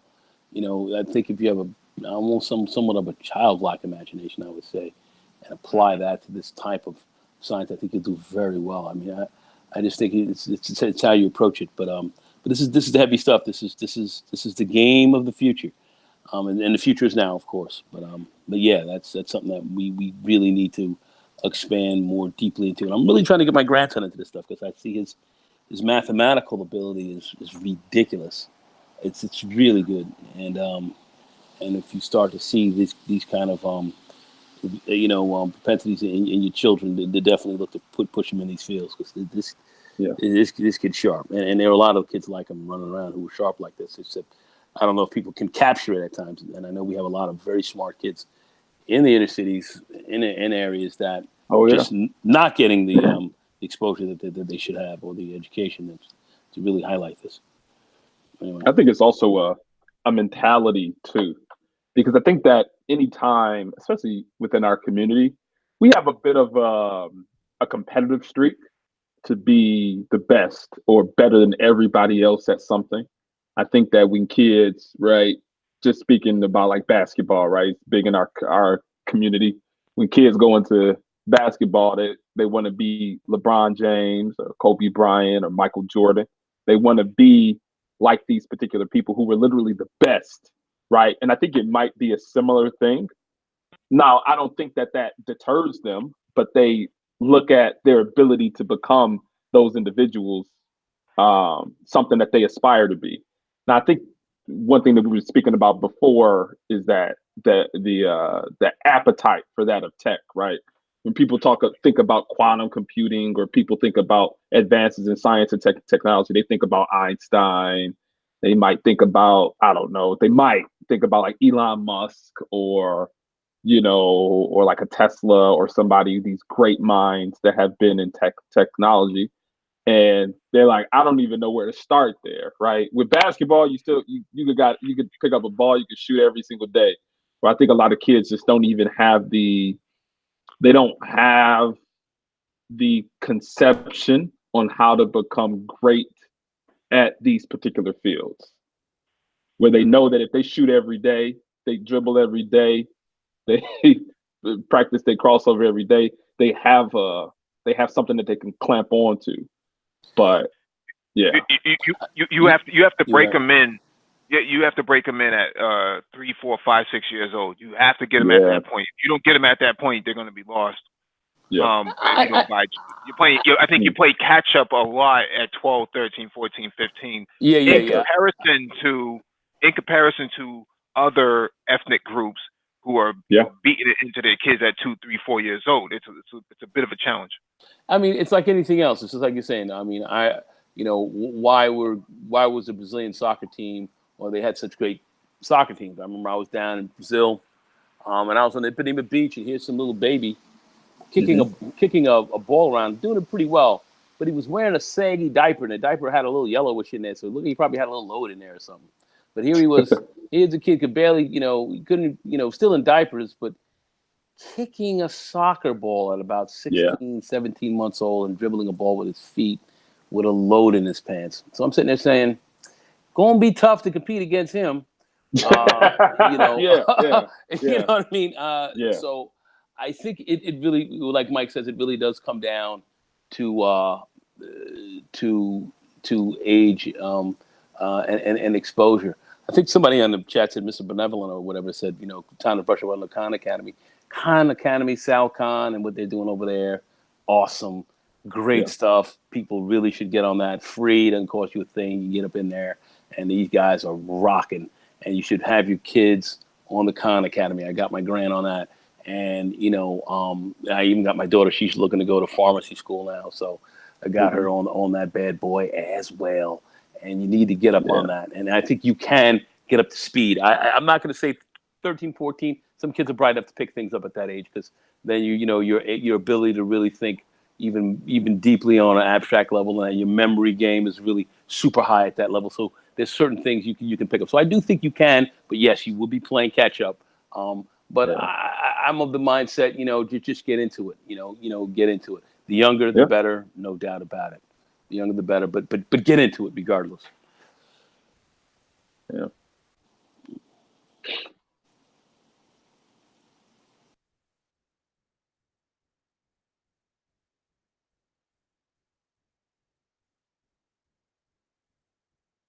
Mike, you there? Mike disappears from time to Mike, where are time. you, man? I wonder what he does. I don't know, man. No, I had What to. you think Mike I does? had to. No, I No. had to communicate with support from SiriusXM. Oh, okay. I was just about to theorize on what Mike does when he's on mute. I thought maybe. Yeah, I thought maybe he traveled back in time for a minute. Yeah, yeah. All right, let me get to this article, man, because we're already behind. Yeah. One from CRN.com. Accenture blockchain solution makes passports obsolete. Known traveler digital identity puts passport data securely into the digital wallet on your phone. This is right up my nose alley. The next time you travel abroad, you might be able to leave your passport at home. That's the vision behind the Known Travel Digital Identity, a platform that puts identity data normally stored on a passport into a digital wallet on a traveler's mobile device.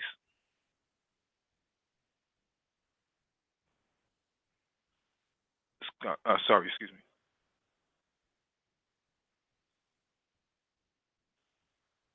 Created by the World Economic Forum in conjunction with Accenture and VisionBox, the technology uses blockchain biometrics, which backers say gives travelers complete control over their data.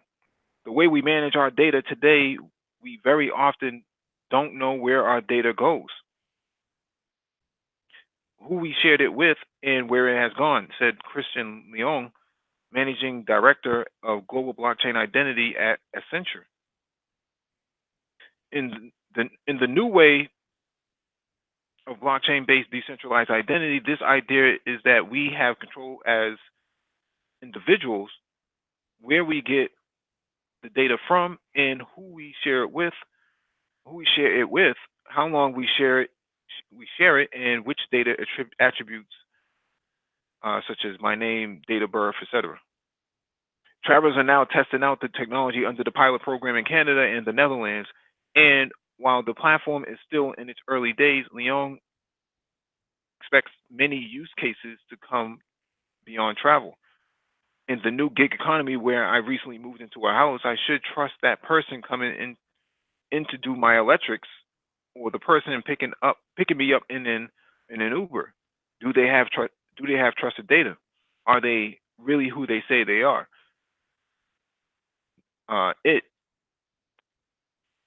It would make my life safer. It builds their reputation, and they would be able to get jobs more easily in the future.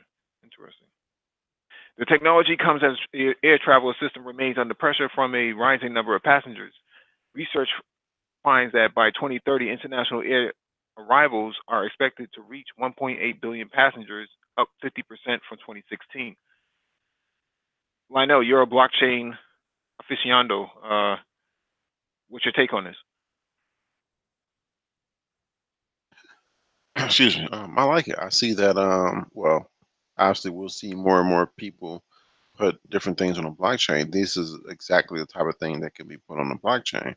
For those that's in the blockchain study group, you've known that the blockchain, those two words are very literal. These blocks of information, what's in these blocks of information?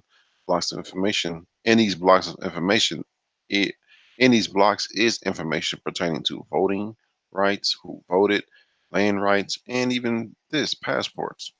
Now you can have a blockchain that's for these type of situations that includes passports, and no one can erase it. It can only be upgraded.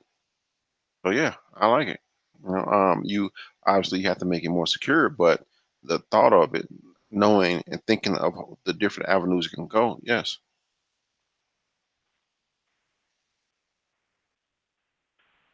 Anybody else have anything you want to talk that can speak on to blockchain and manage identity? Maybe Gabe. Nope, not on this one. I'll listen. Yeah. Actually, this would actually make sense for the IoT sector when you're talking about old utility companies that have not, nuclear plants and power plants and so on and so forth that need to get their old infrastructure online through IoT. This would actually be the perfect way to identify certain devices and certain facilities and so on and so forth, because the identity is so ingrained inside the IoT device. That way, it can never be spoofed. Because what happens here is supply chain exploitation, like what happened with Stuxnet, could actually play a role here. I've heard of similar things as it concerns, because the big thing, as you also know in security, is attribution. Like, who did it? Where did it come from? What's the source? What's the origin of the particular, I guess, action? And I know blockchain has a particular method on, like the ledger method, right? That particular identifying the source or particular parties that are talking and connected. So I could see something like that, but it's wide adoption. It would need to be widely adopted in order for it to really take flight within, I guess, the IoT or even the IIoT industry, the industrial Internet of Thing industry. So I think adoption would be the biggest kind of pigeonhole and allowing this thing to flourish.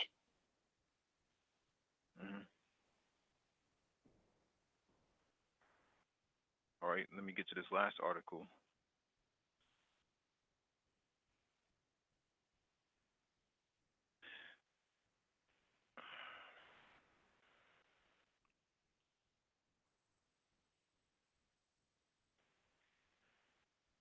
All right. This one is from CNBC.com. How Amazon uses 18 wheelers to transfer heavy data loads to the cloud. So, moving petabytes of data to a cloud like Amazon Web Services or Microsoft Azure just by sending it over the internet can take years. Some companies would rather not wait that long. So the cloud providers have come up with a special purpose hardware that can be filled up with data and be mailed to the cloud vendors for much faster migration. Using the equipment can save money too, because moving data over a network in the usual way can get expensive. Expensive. One business with big data, Digital Globe, a subsidiary of Maxar Technologies, came up with a more radical idea. It had AWS send over a truck for over for truck sent over a truck over for faster delivery. That's so poorly written. AWS wound up announcing its snowmobile 18-wheeler truck for the exact purpose in 2016. None of AWS cloud competitors have followed suit yet. AWS recently showed CNBC one of its snowmobile trucks, along with its ruggedized snowmobile data storage boxes. AWS executives Bill Vass told CNBC that the snowmobile is seeing adoption from cybersecurity, government, and media customers. Watch the video to learn more. So this is a 13-minute video. I'm not going to play that. We'll probably get flagged for it. But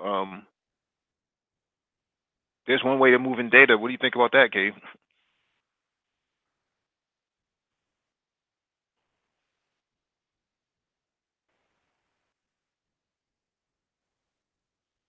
Oh, now Gabe is gone now. No, I'm not going. No, I'm not going. No, my bad. Wasn't really following all the way. No, I was talking about a specific method on moving data using trucks. I don't know. Let me hear someone else first, and then I'll follow along. Moving data on trucks. So I used to work for a company called Carbonite Solutions, and that's exactly how we moved the big farms of data. We had a 18-wheeler with just as many hard drives and storage arrays inside of them, and we had to be escorted by state troopers, guys with AR-15s blocking off the roads and letting us pass through. So you can't move data without that much data without actually being escorted by armed guards.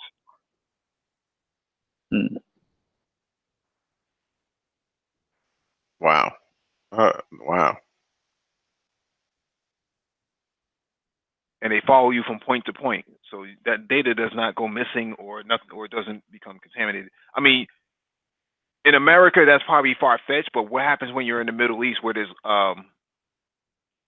zero governance in certain parts of the regions, and you end up with bad guys who have Kalashnikovs and decide to hijack that vehicle, and then they take all your data. This is no longer ransomware. Now this is the realware. These are the real guys who are holding RPGs and Kalashnikovs and basically are holding petabytes of data. That's enough to start off a war. I guess it only matters on what the type of data is too, right? Well, data is data to a government, right? So if you're anything that has personally identifiable information is going to be considered to be high risk. Yeah.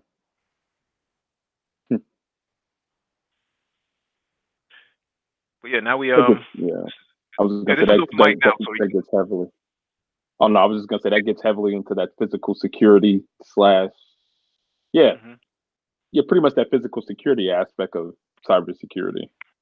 Yes. Are you Well, physically protecting your cybersecurity. data? Well, cybersecurity and physical security would be different. But We from know they your overlap. Yeah. well, not really, because we went over that Right. Saturday, right? So the perspectives on security says that you have physical, then you have information, and then you have cyber, right? So cyber is the electronic aspect of security, whereas the physical security that we're referring to here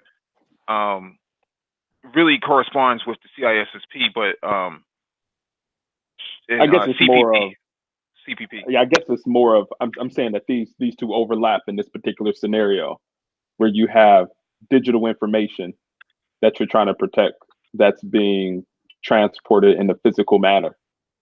So, and you're trying to protect it, trying to protect your digital PII. Just saying that they overlap in this. It seems like they overlap in this particular scenario. Yeah, you're right. You're right about that because there's different areas of protection that need to be managed. Mm-hmm. But here's a solution: you buy an armored truck and you store the data inside there, and then it's protected. You don't have to worry about anybody trying to break into this. I don't know. Are you using that data, or is it just sitting? Like The data's at rest, so data at rest needs to be protected, right? If you're well, I understand, but I'm saying like it's not accessible. So I just have some sitting PII data that's not even being used, and it's in a truck. mm-hmm. All right, you think somebody really? I guess I don't know. Well, I'm just trying to think of a use case for that. What is this? Medical records? Those change all the time. What type of data is this? any data that has any sort of Social identity Security not. information on it, right? So credit card data, HIPAA, healthcare data, PHI, regular data such as person identifiable information. That data still needs to be secured, right? At least in our state, it needs to be secured. None of that data could ever leave a facility without being secure. If secure data becomes unsecured, then the provider or the custodian will be held responsible for it. So that's why when we moved the data from one location to another, we had armed escort state troopers with us. So kind of what I'm thinking about is just data that is taken. It seems like it would need to be used in some way, shape, or form, right? Like you want to use that data. You don't want to just collect it and have it sit in an armored truck. You want to be able to access it, like, right? You go to the hospital and the doctor is able to access your health records, or you go to a pharmacist. The pharmacist is able to access. So I'm saying, like, I don't see the use Even of if it they just can't being in a truck. Even if they can't access it for electronic usage, what's to say that they don't destroy it? Who destroy?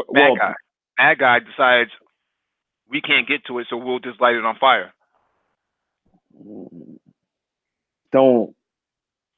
I'm trying to understand a use case for it, because it would usually have a backup, right? Usually important data is backed up in multiple cases. So even if they did destroy it, you would think that, right? People don't have data backed up. Once the data is lost, it's lost. So even if you do have backups, the fact that you lost the data out of your possession makes you culpable to it. Okay. So if you had an armored vehicle and you stored that data in there, you've secured that data 100%, not 100%, but from a transport perspective, it's now considered to be secured.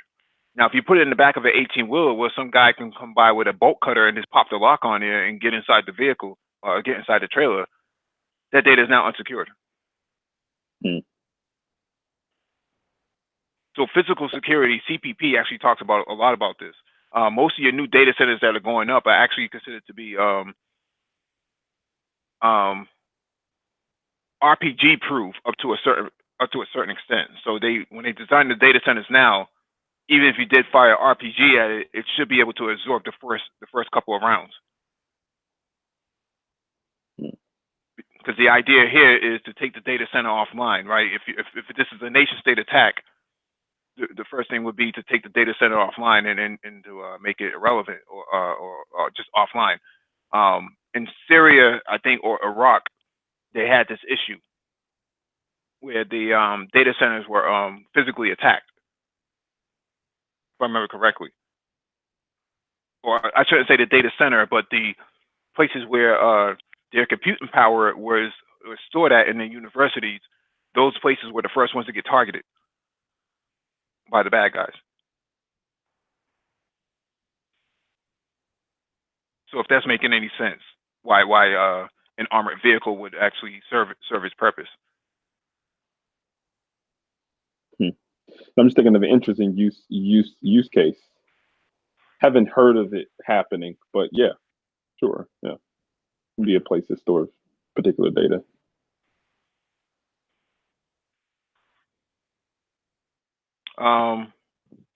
If you got any articles you want to post up, now would be the time to do so. If you have any topics you want to bring up, now would be the time to do so. It's open mic.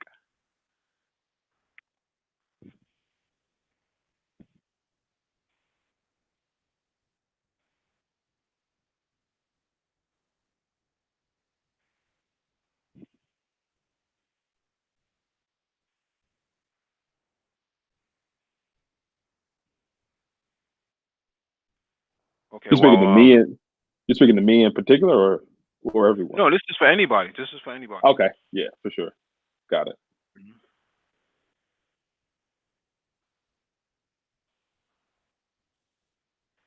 So you heard the Hangout Saturday. Anything you want to bring up about that? Any thoughts on it? Nah. I'm just joking. It was good. I think that I think one area that's really good. I don't know if I don't think it was mentioned, is that of starting to kind of develop your own home, like testing and network environment. Not necessarily even just networking, but kind of spinning up different operating systems and machines to learn different systems in order to, you can go through like little hacking challenges. You can download vulnerable virtual machines and start to practice some skills that will be viable within the workforce. Like it literally takes less than a day in order to, construct your virtual home lab. So I think I thought that was that'd be good. That's really critical because, like I said, I keep talking about this. It's this story I knew. This is some years ago, but had some little whiz kid. He had quite a few. Had a few Unix boxes in his house, and and he got into Unix programming. He got into Unix systems administration, and he put himself through all different kinds of problems and stuff like that he was able to solve at home. And and he was working, and he came in and interviewed with the company that I was recruiting for at the time. And we had these guys coming from fairly big companies, and they were in there interviewing, and they had some problem. We had this problem that we asked them to solve, and they couldn't really do it. And here's this kid came in there, and he just was like, yeah, this is what you got to do. And he knocked this thing out pretty quick. And he was 17 years old, and we ended up hiring him. And his mother had to come in and had to sign for him, literally. Wow. 17 years old, and he was making close to $70,000 a year. Wow. Because he had the Unix boxes in his house, and this kid was a great front and back end programmer, and he was a great systems admin, and he had it all going on. And I was just practicing at the crib, and I was like, wow, look how competent these kids can become. And here was a kid, 17, just getting out of high school, did not have a college degree, did not go to college yet, but here he was grabbing $70,000, on the table, and was an awesome system admin. And I tried to look him up, and I found out that he's CTO for a wow, for a company now, CTO. But then again, of course, this is the path he was on, because he was we're going back maybe 12 years ago, 12, 13 years ago. Mm. And now, of course, his skill sets he has is ridiculous. But yeah, he was a ridiculous Unix guy, and and now he's a CTO. So Well, Some dudes are just like that, man.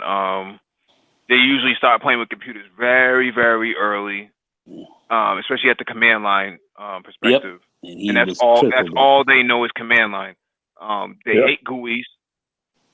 They're very fickle, and they're sticklers for getting it right, because they have to get it right in order for it to work for them. So yeah. I've been around those guys before, and I've watched them work. But like I said, They jump in.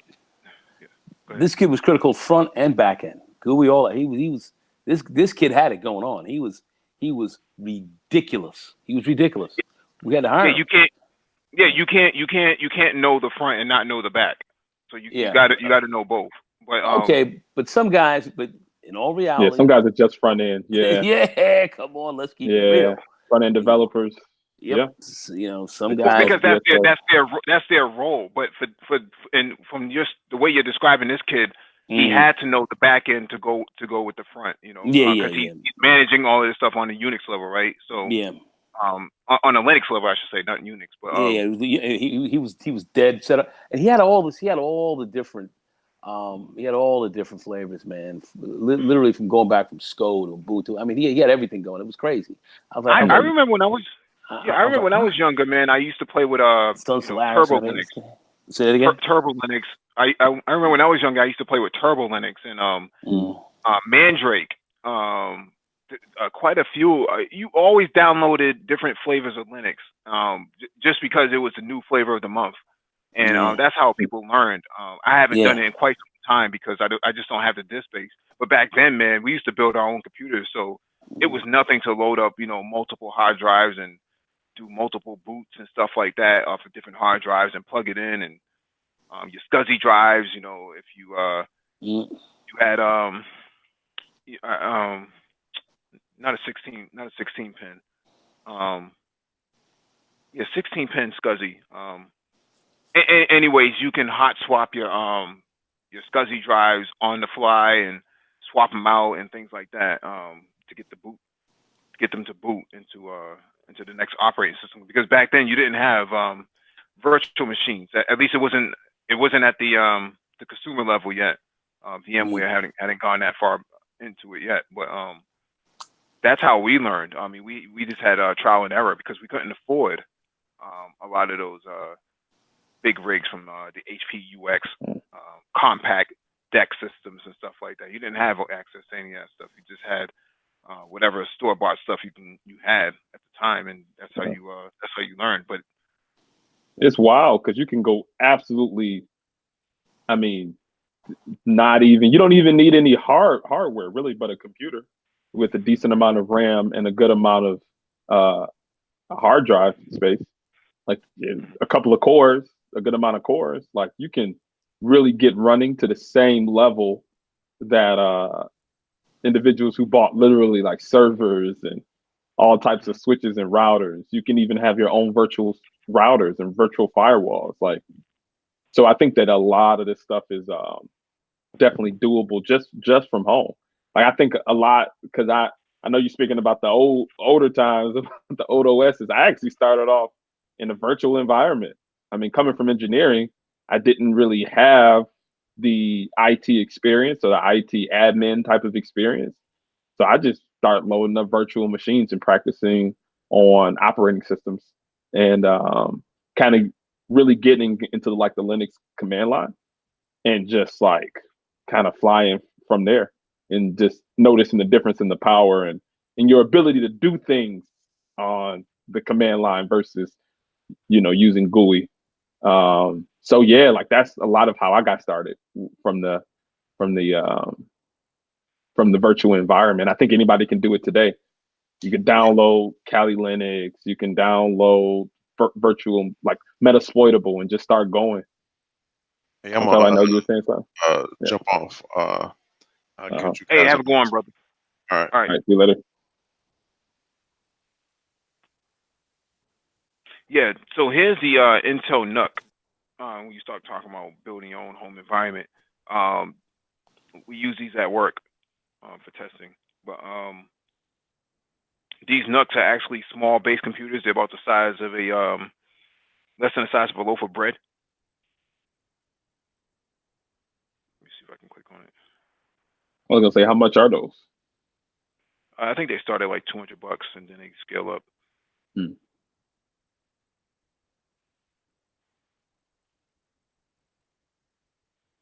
Yeah, no. One thing that's similar, kind of small. Speaking of small computers, a lot of people are going with the Raspberry Pis.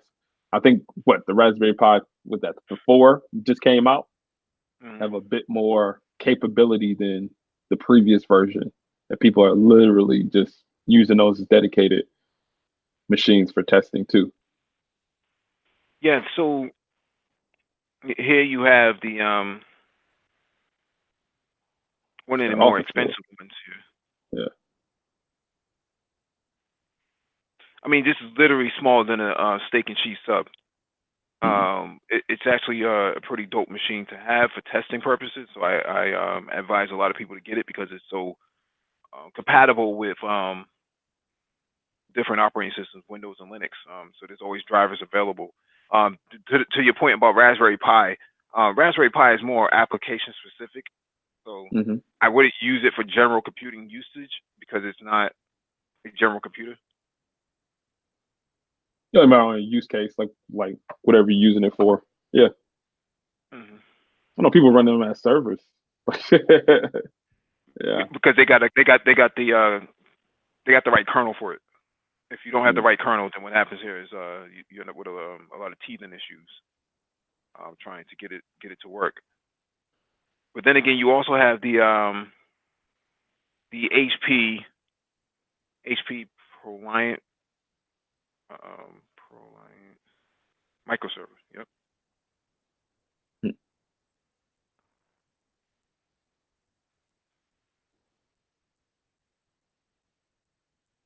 Just spoke with somebody earlier today who ordered a Gen 10. So these are $311. So you got your hard drive slots and your typical processor. Let me see what processor they're using in these. AMD Opterons, 1 terabyte, 8 gigabyte stick. That's more than enough to load up an operating system and store some data. Yeah, and as you start to build it and start to scale it out, you see how flexible they are in terms of like expansion. And the title on the top of it kind of tells you what purpose it would be used for, right? So file and backup solution, performance solution.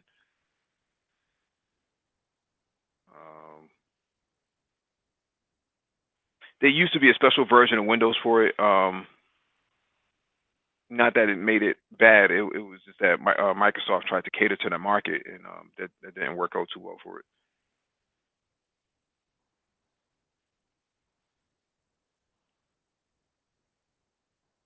But yeah, this is also about the size of a lunchbox, so can't really beat it. You're getting server power and at the quarter size level. I'm actually kind of tempted to buy one right now, but I won't do that. Save the course, save your money. Now, Gabe, do you build your own computers, or you into buying it? I buy them. Yeah, I'm running a. Yeah, I got at least my work computer. I'm actually running Mac. I have a MacBook Pro. All right, I'm sorry to hear that. Oh no, no need to be. Like this thing is a beast. About 32 gigs of RAM, 2 terabytes of storage. I mean, 16 cores. I mean, it's nice. Well, we just had the. You're pretty ramped up over there, bro. Oh yeah. I mean, He I'm ramped up. crazy. We Yeah. we we just had the Boston security meetup, and we were just talking about that. They did a demonstration about using Chromebooks for Yeah. A lot of pen people use pen Chromebooks. testing. Yeah. Yeah, Hmm. pen testing because it's cost efficient to spend Yeah. 200-300 bucks on a Chromebook than it would be to spend 2,000-3,000 bucks on a MacBook to Yeah. get the same amount of work done. So what's happening, and I'm glad you brought that up about the MacBook. What's happening is that there's a cool factor to the security industry now. Everybody has to have a MacBook. Everybody must have all these ridiculous stickers all over it, and it Mm. kind of creates this sort of culture that says that if you want to do this, then you must have this. And I think with the Tufts professor of cybersecurity demonstrated last week was that you don't really need to do all of that. A simple Chromebook with Linux IDE enabled on it actually would serve you justice just as much as the MacBook would. Hmm. Yeah, I think Rain, it's rain, it. Oh, I'm sorry. What's that? no, I was just going to say, Raining Woman in the chat says, why the stickers? People put stickers on the back of their laptops, either to cover the Apple logo or to just decorate the computer. Me personally, I've never been a fan of that in all of my tech life. I've never been a fan of putting stickers all over the back of my laptop or on the side of my machine. I know in the car industry, the car enthusiast community, a lot of Honda guys put stickers all over their Hondas. I guess it gives it more horsepower or something. In reality, it's just a sticker, it's a decal. People have their sort of pet peeves and purposes. As Yeah. to why they put stickers over their MacBooks. In the PC world, we don't do that. We typically won't slap stickers on our Windows computers. Just not something that we do. Yeah, I think it's definitely a measure of preference. Um, some people prefer a Mac operating system over a Windows operating system, a PC. I mean, even as it concerns the bugginess of a Windows machine, it can be a bit like the restarts, and I mean, it can be a bit difficult at times to perform more powerful actions on the Windows machine. So I've actually at my personal computer, I have a Asus, I have a ZenBook that I use, just my own personal computer. It's old though, But right? what is ZenBook? Yeah, A yours. ZenBook Pro? Yeah. Nah, that's not old. It's like What about year? a What year, year is it? couple of years. I'm not sure. Probably I got it a couple of years ago. Oh, okay. Well, that's old Yeah. in the tech world. No, it's not, man. You no, It it's is. not. Anything older than six Oh months my god. old is old, right? No, it's If you're not. not on What are you bleeding talking edge, about? if you It's not if you're old. not on bleeding edge, Oh my gosh. it's one of those ultralights, right? Uh-huh. Let me see. I don't know. I haven't checked the specs of it. No, I mean it's thin, right? I mean you physically hold it. It's thin, right? Like a MacBook Air. No. It's thick. Okay. It's a thick. There's different versions of the ZenBook. Okay. The ZenBook Pro is different than, like, I think the ZenBook. It's a different one that I think you're speaking of. It is a small thin one, but this one isn't. But no, a couple of years is not old. That's just yeah. 6 months is Well, not old. in the Mac world, it's not old. In the PC world, it's very old. Oh, all right. But Yeah, on your MacBook, on your MacBook, you run any virtualization yeah. for like You getting get back into VMware Windows. Fusion. Okay. Yeah, Okay. get different operating systems. Yeah. You ever heard of Commando VM? Pretty much like Commando VM? yeah. It's pretty much Is like that open source? huh? Open source? Yes. It's made by FireEye. It Okay. is it's pretty much a pen testing, pretty much the Kali Linux version, but on the Windows system. It's decently new. It's about a year old, maybe. Yet they came out with it, so that's kind of like more of the Windows environment. But I load up other instances of Windows too Mm-hmm. if I need to. So yeah. Paul Bryant, what's going on? Hey guys, good evening. How's Hey, everybody? Oh, good. chilling, man. Vida Zane, what's going on there, Paul? Hey, guten Abend, mein Bruder. Wie geht's? Alles gut? What?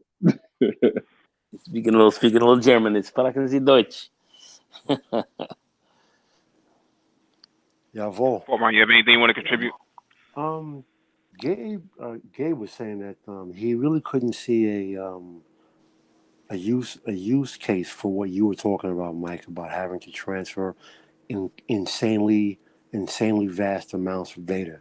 So Mm-hmm. after September 11th happened, the New York Stock Exchange was completely shut down for the rest of the week. So when they were back up and running, for the first time ever, an off-site backup site was built.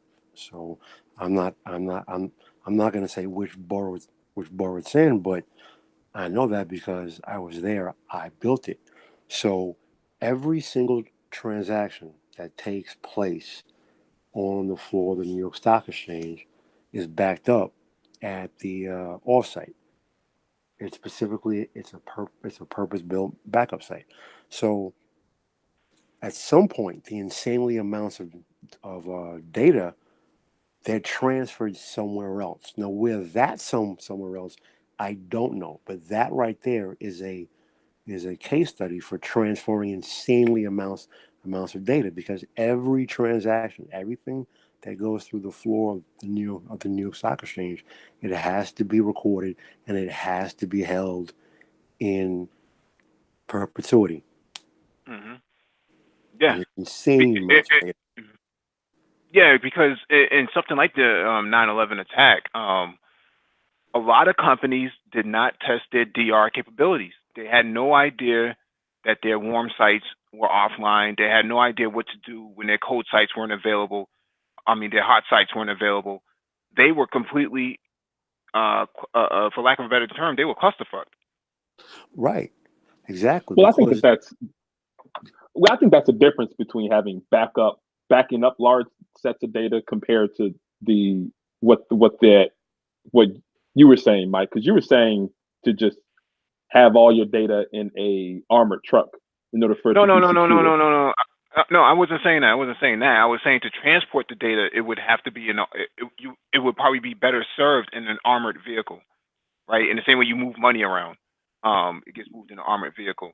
So the reason why I brought it up before was because that when I used to work for Carbonite, we moved probably 100 racks of Yeah, storage racks, right? So how do you move so much data and keep it secure? Because in our state we get an armed escort, but in other countries and whatnot that may not be the case, especially in places like Africa, right? So you may hijack if I'm Al Shabaab, if I'm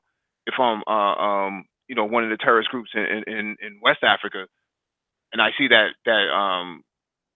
18 wheeler coming, I may take that 18 wheeler and I may hijack it. You know, pirates go out on the sea and hijack fishing vessels and whatnot all the time. There's nothing to say that that wouldn't happen to data that is being moved about, especially if they get intel that there is data being moved about and that they can make a profit off of this. Um, I guess what I'm so trying to understand is that the difference between what is already done, because people move data, like you said, like you've done it before. People move data in large amounts all the time. But what's so unique about putting it in an armored vehicle and just having it sitting? What's so unique because it's about that? protected. Because it's protected. If you put it inside of a tractor trailer, that somebody can come by and pop the lock on that thing and take it.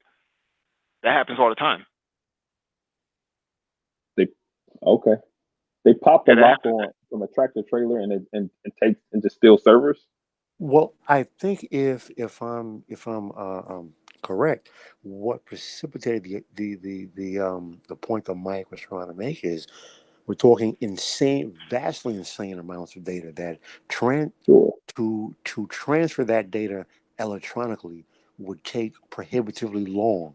So it Hmm. would be actually faster to just physically transfer those servers and those memory boards, for lack of a better term. So in that case, now that that data can be physically transported faster, but it's now physically vulnerable to physical attack. Mm. Less vulnerable. Yeah, less vulnerable. Sorry, Yeah, less sorry, yes, vulnerable. less vulnerable. Is Sorry. Yeah, that what the it'd be less article vulnerable.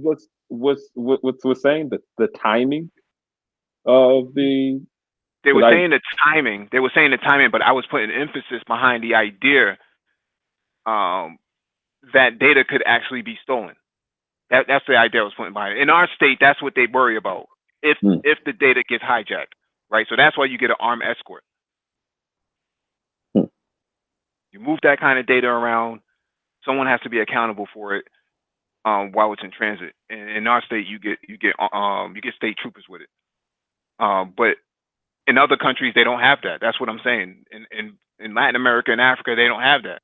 Bad guys decide that gang members decide that they want to make a profit. They will steal that tractor trailer. That's been known to happen. Um, for other forms of assets, whether it's laptops, whether it's sneakers, whether it's goods coming out of China, that they don't care what's on it. They just want to have it. But if they have intel that that data is being moved about, if there's storage servers in there, they're taking that. So that's why I brought up the whole armored car thing. That we best serve to store that thing inside of an armored car, and that way it's not completely available to those type of guys. We did cover an article a couple weeks ago about I forget which company it was, but they basically have a shipping container with some network connections on there where they can pull up the shipping container, drop it off on the ground, and then hot plug it into the institutional facility that needs access to it, and then they can pump create a pipe between the storage container and the institution that's trying to get access to that data because they needed to transfer it for whatever reason. I think no, it's not Amazon that's doing it. It might be Amazon. It might have been Amazon, but they figured out a way to basically secure data and move it at a considerable amount of time, um, and not actually create a new data center. So basically, it's a data center inside of a box. It might be Microsoft that did it. Might have been Microsoft.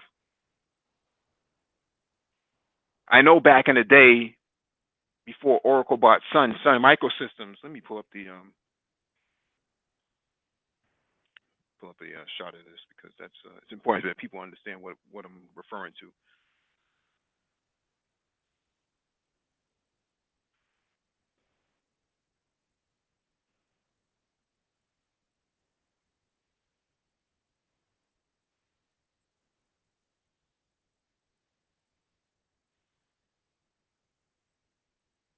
Let's see. Okay, here it is right here.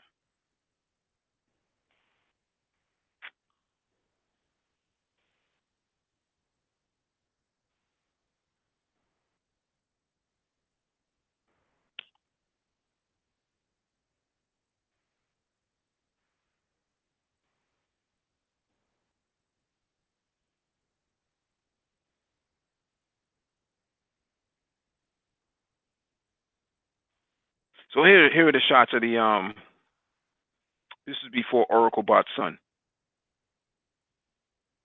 It was called Project Black Box, and this is how they move data centers around. This is the whole new concept of like drop a data center off on the back of a truck in a matter of minutes in case of a disaster or because of just uh, near usage. This was before cloud computing.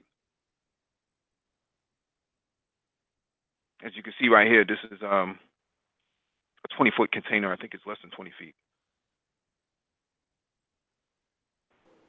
So, Mike, quick question. So, my for my extremely limited knowledge about this Mhm. field, um, I've seen this in movies, sci-fi stuff. So what you're Mhm. telling me is that that's like, this is real, like bad guys trying to knock off data centers for the data, that was based in actual reality. Oh yeah. Oh yeah. Okay. That's a big deal. That's a Okay. big deal. Okay. Most of the if you ever go to a data center, Hmm. especially a newly advanced data center that's been probably built in the last 5 years, Hmm. look at the amount of security that is around that data center. It's for that very purpose that they're trying to protect that information that's in there, because there's all types of like speed bumps and barriers and at card access from the outside, card access on the inside. There's armed guards in some of these places. Places I've been to, they have armed guards in there. Um, Also, the physical structure of the data center too is impenetrable, at least to a small caliber weapons, Gotcha. that they can't blast a hole in there. Same thing for the UPS system. The UPS system is usually protected, so that it can't be rammed by a vehicle. So they're thinking ahead of time about all this type of stuff. Gotcha.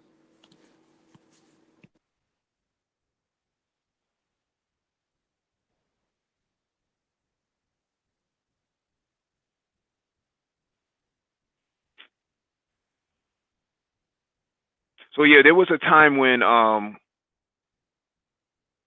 before cloud computing that they were launching these sort of shipping containers, sort of tiny home, tiny data centers for companies that after 9/11, um, because they did not have access to high power computing, nor did they have access to their data centers. So um, this became a fad for quite some time. It was actually a very profitable fad, because it was just that much easier to drop the data center off, hook up the connections to the outside of the building, and then pull that, pull the connections in, pull the data in from a box on the outside. Plus, it was weatherproof, um, because the shipping container was pretty hot to begin with, because it had so much compute power in it. So it didn't matter if it was in the wintertime. That was actually a benefit to the data center itself, because you didn't need much to cool it down. But that was early. That was my early days of IT.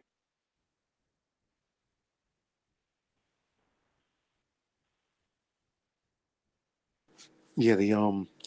The the New York Stock Exchange offsite data backup center. There's there's an entire floor, almost half or most of that floor is nothing but Mhm, air conditioners, ventilation, and mhm. HVAC, doing nothing but just cooling the computers and the servers and everything else in there. Yeah, yeah. And see, in places like Africa, this would actually be more beneficial on the continent than it would not, right? Because you don't have the physical infrastructure in place. Right. Like the article we read yesterday, um, where you have unfinished infrastructure being thrown up and just being left behind. If that was a data center, I would, and I was the CTO or something like that, I would be bullshit if someone gave me a half-ass piece of infrastructure for a data center that's not complete, right? This comes into play, right? If I'm a government organization, I want some fast computing right now, and I want to have the physical thing in my possession. I just kind of, make a phone call, and within an hour, someone drops off some high computing power available to me, and I don't have to do much, in terms of security infrastructure, getting building permits and land permits and things of that nature, and trying to make sure there's power available. That might be the only cliche thing, but I saw Russia had created. They had a concept about a year or so ago, maybe about 2 years ago, about micro nuclear power plants. Basically, you have a nuclear power plant that fits on the back of an 18 wheeler, and can deliver power for like a small a small city or something like that, something to that effect, something like 20,000, 30,000 people I in mean, the event. Yeah, go ahead. no, I mean you can put a nuclear plant or a power plant in a submarine. That's Yeah. if they move around. So yeah, Hmm.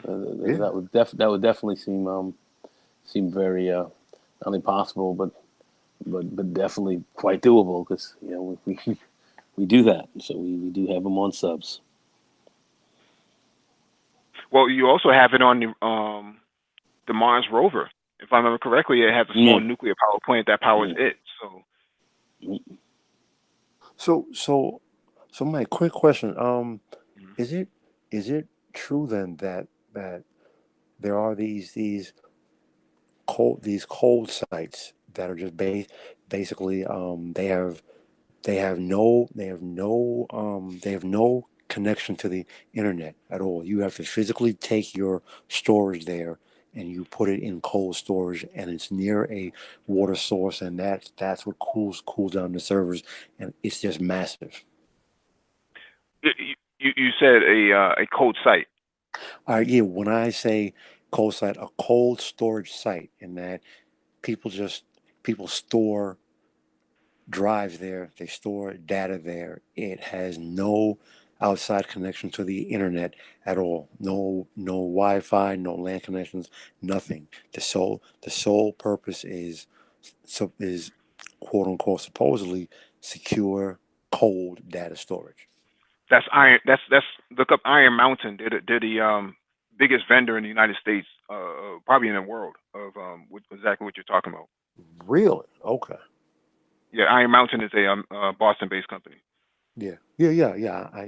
I know. I just Mhm. didn't know that they also did that.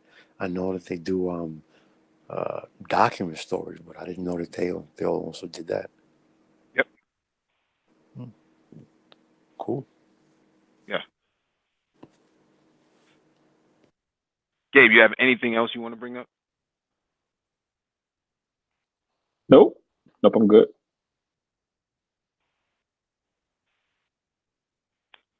Paul Bryant, how was Formula E?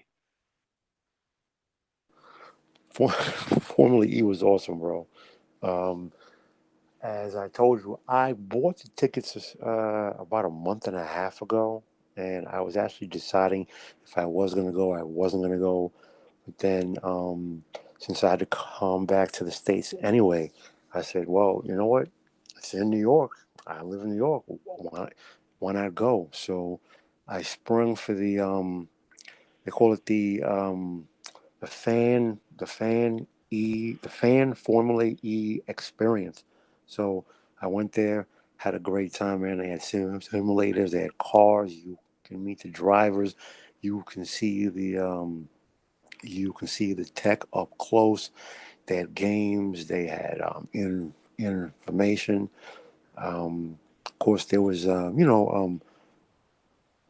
all kinds of foods you can eat and everything, and there were things there for the casual fan to the hardcore fan, Hmm. for kids, adults. Had a great time, and it was a weekend because you had it was so condensed. You had practice session one and two, and qualifying, and the race all in one day. And then the very next day, you had the exact same thing. So it was just awesome, bro. And Formula E is so much more competitive than Formula One. And I love Lewis Hamilton. I love Formula One. But right now, Formula E is much more competitive racing. Now we covered an article earlier about scholarships from AWS. Let me pull it up because you might have been Huh? not I was not on. available. Oh, you I were was on for on. that? I saw it. Yeah. Okay, I yeah. was on fly. I was on fly on the wall mode. Okay. But yeah, I think that's one of the dopest things I've seen in quite some time in terms of like scholarships, because this opens it up for a lot of minorities, more importantly, Black people, Hmm. to get involved in that aspect of racing. Um, that's how I got into racing was through radio controlled cars. So Right. 18 scale, 14 scale, 12 scale, and 10 scale, and now I have 8 scale right now. So Mm. I haven't fired up my vehicle in a couple of years, but I probably should drain the fuel out of it. Yeah, Probably turn to and shell at this point. it's all about exposure, man. So like I don't know if you had asked the question or somebody else in the panel or in the chat had Mm-hmm. asked the question, but you know at at the end of the day, racing is not a part of American black culture. It's just not. So you see the Maybe few races people. No, racing, or motor racing, whether it's two wheel, four wheel, six wheel, it's just not a part of American black culture. So, so for those who do get into it, it's great, and I love it. But at the end of the day, it's about exposure. So if more young black kids, boys and girls, have the exposure from an early age, then by by all means, man, strike while the iron is hot. Mhm. Hey, one thing I'll say about racing. So I played in that game a little myself. It's an expensive sport. Just want to, I just, I just want to break that down. That bad boy is expensive. If you want to run Formula One, boy, and you want to get a Formula One ride, first of all, you really got to go to racing school at a very young age, and you got to get into the kart game and all that kind of stuff like that, and move up the ranks. But to get a Formula One ride and run well for a season, what are we looking at? Maybe at least $50 million, right? Yeah, I think that was the whole purpose of them creating TCR, right? Um, TCR, you only need about 60, what is it, like 60, 75 grand for a racing season, I think, if I remember Yeah, correctly. yeah, because even for Formula Ford had gotten crazy for a while there. It was like what, like 120 or 150 for an entry car. So the price has Mm-mm. been going up and up and up and up. And they're going. Bro, you're right. Racing is expensive. And then at some point, there's also there's the hardcore truth where do you want to race in America or do you want to do the higher levels of racing? So for that, you have to move to Europe. So now you're talking living in Europe, hoping that you're good enough so that some sponsor or some team will bring you on to their driving academy. So then you work your way up Formula 4, 3, 2, F1, or if you're going to go into WEC, or if you're going to go into WRC or GT sports cars, Australian VAs, DTM, BTCC. But you know what? The real racing, not the American crap. You know, Sorry to Yeah, say, I but mean, it's I very mean, expensive. Sorry again. Formula One is Now, that's the top of the heap. That's the top. Formula One racing. That's in Europe. That's it. That's the top, man. That's high end. That's high end stuff, and it's big money sport. And if Lewis Hamilton, these guys, they these are superstars, super athletes of the game. now, It's a Nagone, exceedingly competitive. Go ahead. Nagone, you used to do drag, right? I actually drag a little bit. Tried to mess around with SCCA, Trans Am running. I tried to run around with that a little bit. Yeah, Hmm. I tried to get out Nice, there, man. I was trying to mess with that. nice. Yeah, I was trying to mess with that. Yeah, I was trying to mess with that. This is where's the track in Connecticut or is in Well, you go up to Lime upstate Rock. New York? You can run up in Lime Rock. I was running at Pocono. Also, we were running there. There were a lot of road racetracks, but it was Lime Rock. If you know what Lime Rock, Connecticut, you know what that is. I do, yeah, Hmm. Yeah, Yep. well, yeah, because I yeah, I yeah. I run my track car at Lime Rock. I have a cousin. Him, he, whatever. My cousin and his friends, they build drag racers, and they mostly go to Englishtown in South Jersey. Yeah, Englishtown, yeah, that's big dragon out there. Um, yeah, I mean, like I said, racing is great. I had a very good friend, Jason Patuata, some years ago. He was very successful. Had one of the fastest Mustangs out. He was running 808s on the quarter, and his car flew off the track and and ended his life. So yeah, it's serious business. Racing is a great sport. There's natural dangers in there. I would say if you're really running hard on in the biggest equipment, in the top equipment, Indy, Formula One, and all that.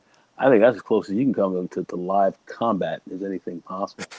I mean, seriously. I mean that. That is no joke.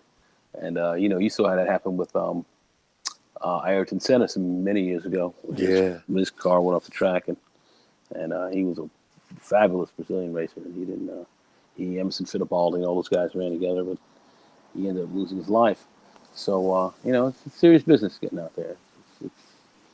Bro, It's a great sport, big money, but your life is on the line as well. Don't think that it isn't. So it's serious business. yeah. Love it. It's serious business.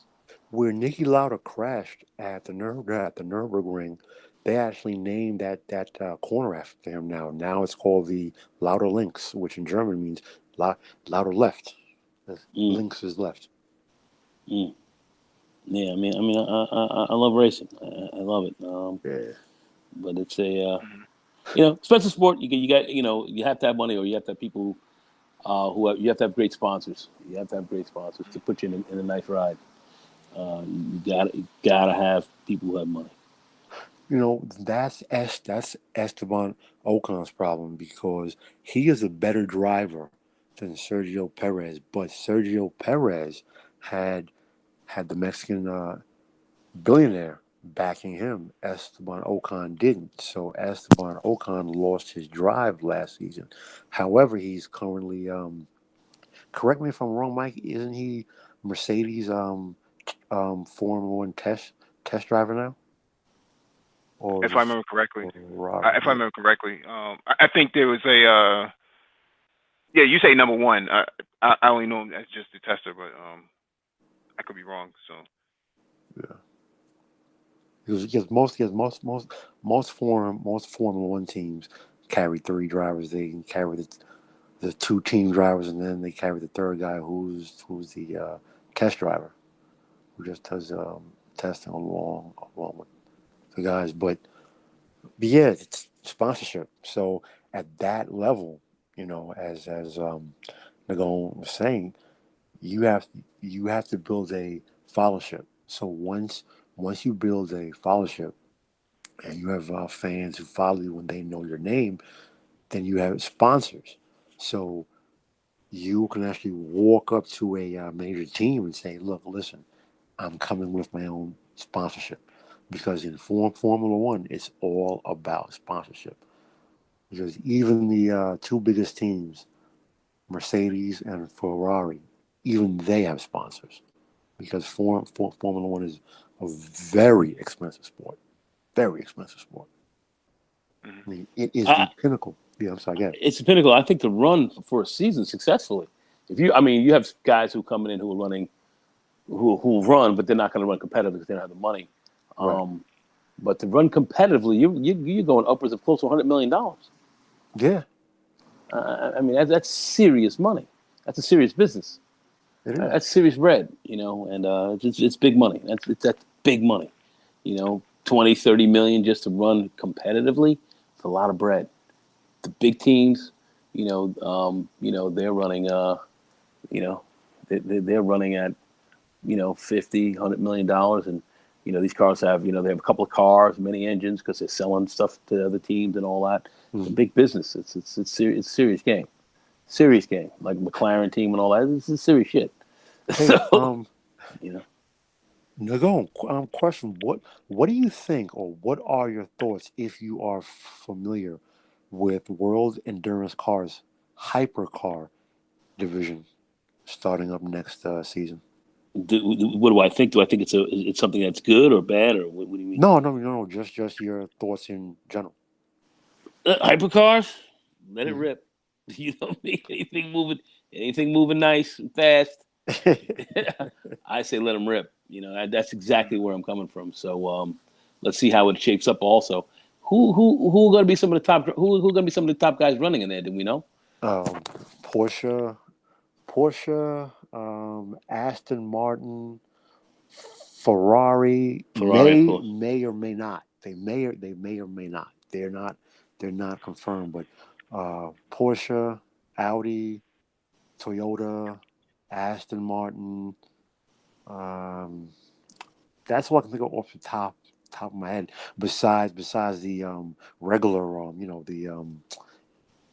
the usual suspects. Wow, which conference? Of course, Nissan. Like I said, the usual suspects.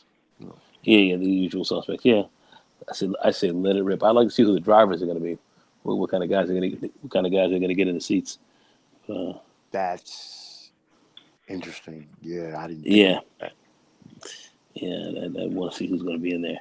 It's going to be real interesting to see. So let them rip, man. Let them rip. That's what I got to say, Paul. Yeah. Well, hopefully that answered your question. Yeah. Totally. All right, let's shut it down, man. Thank you all for joining us. Please hit the like button if you have not already done so. Share the video if possible. Hit that notification bell so that you get all the updates from the Black Brain Trust. And we will see you tomorrow on Open Chat number 12.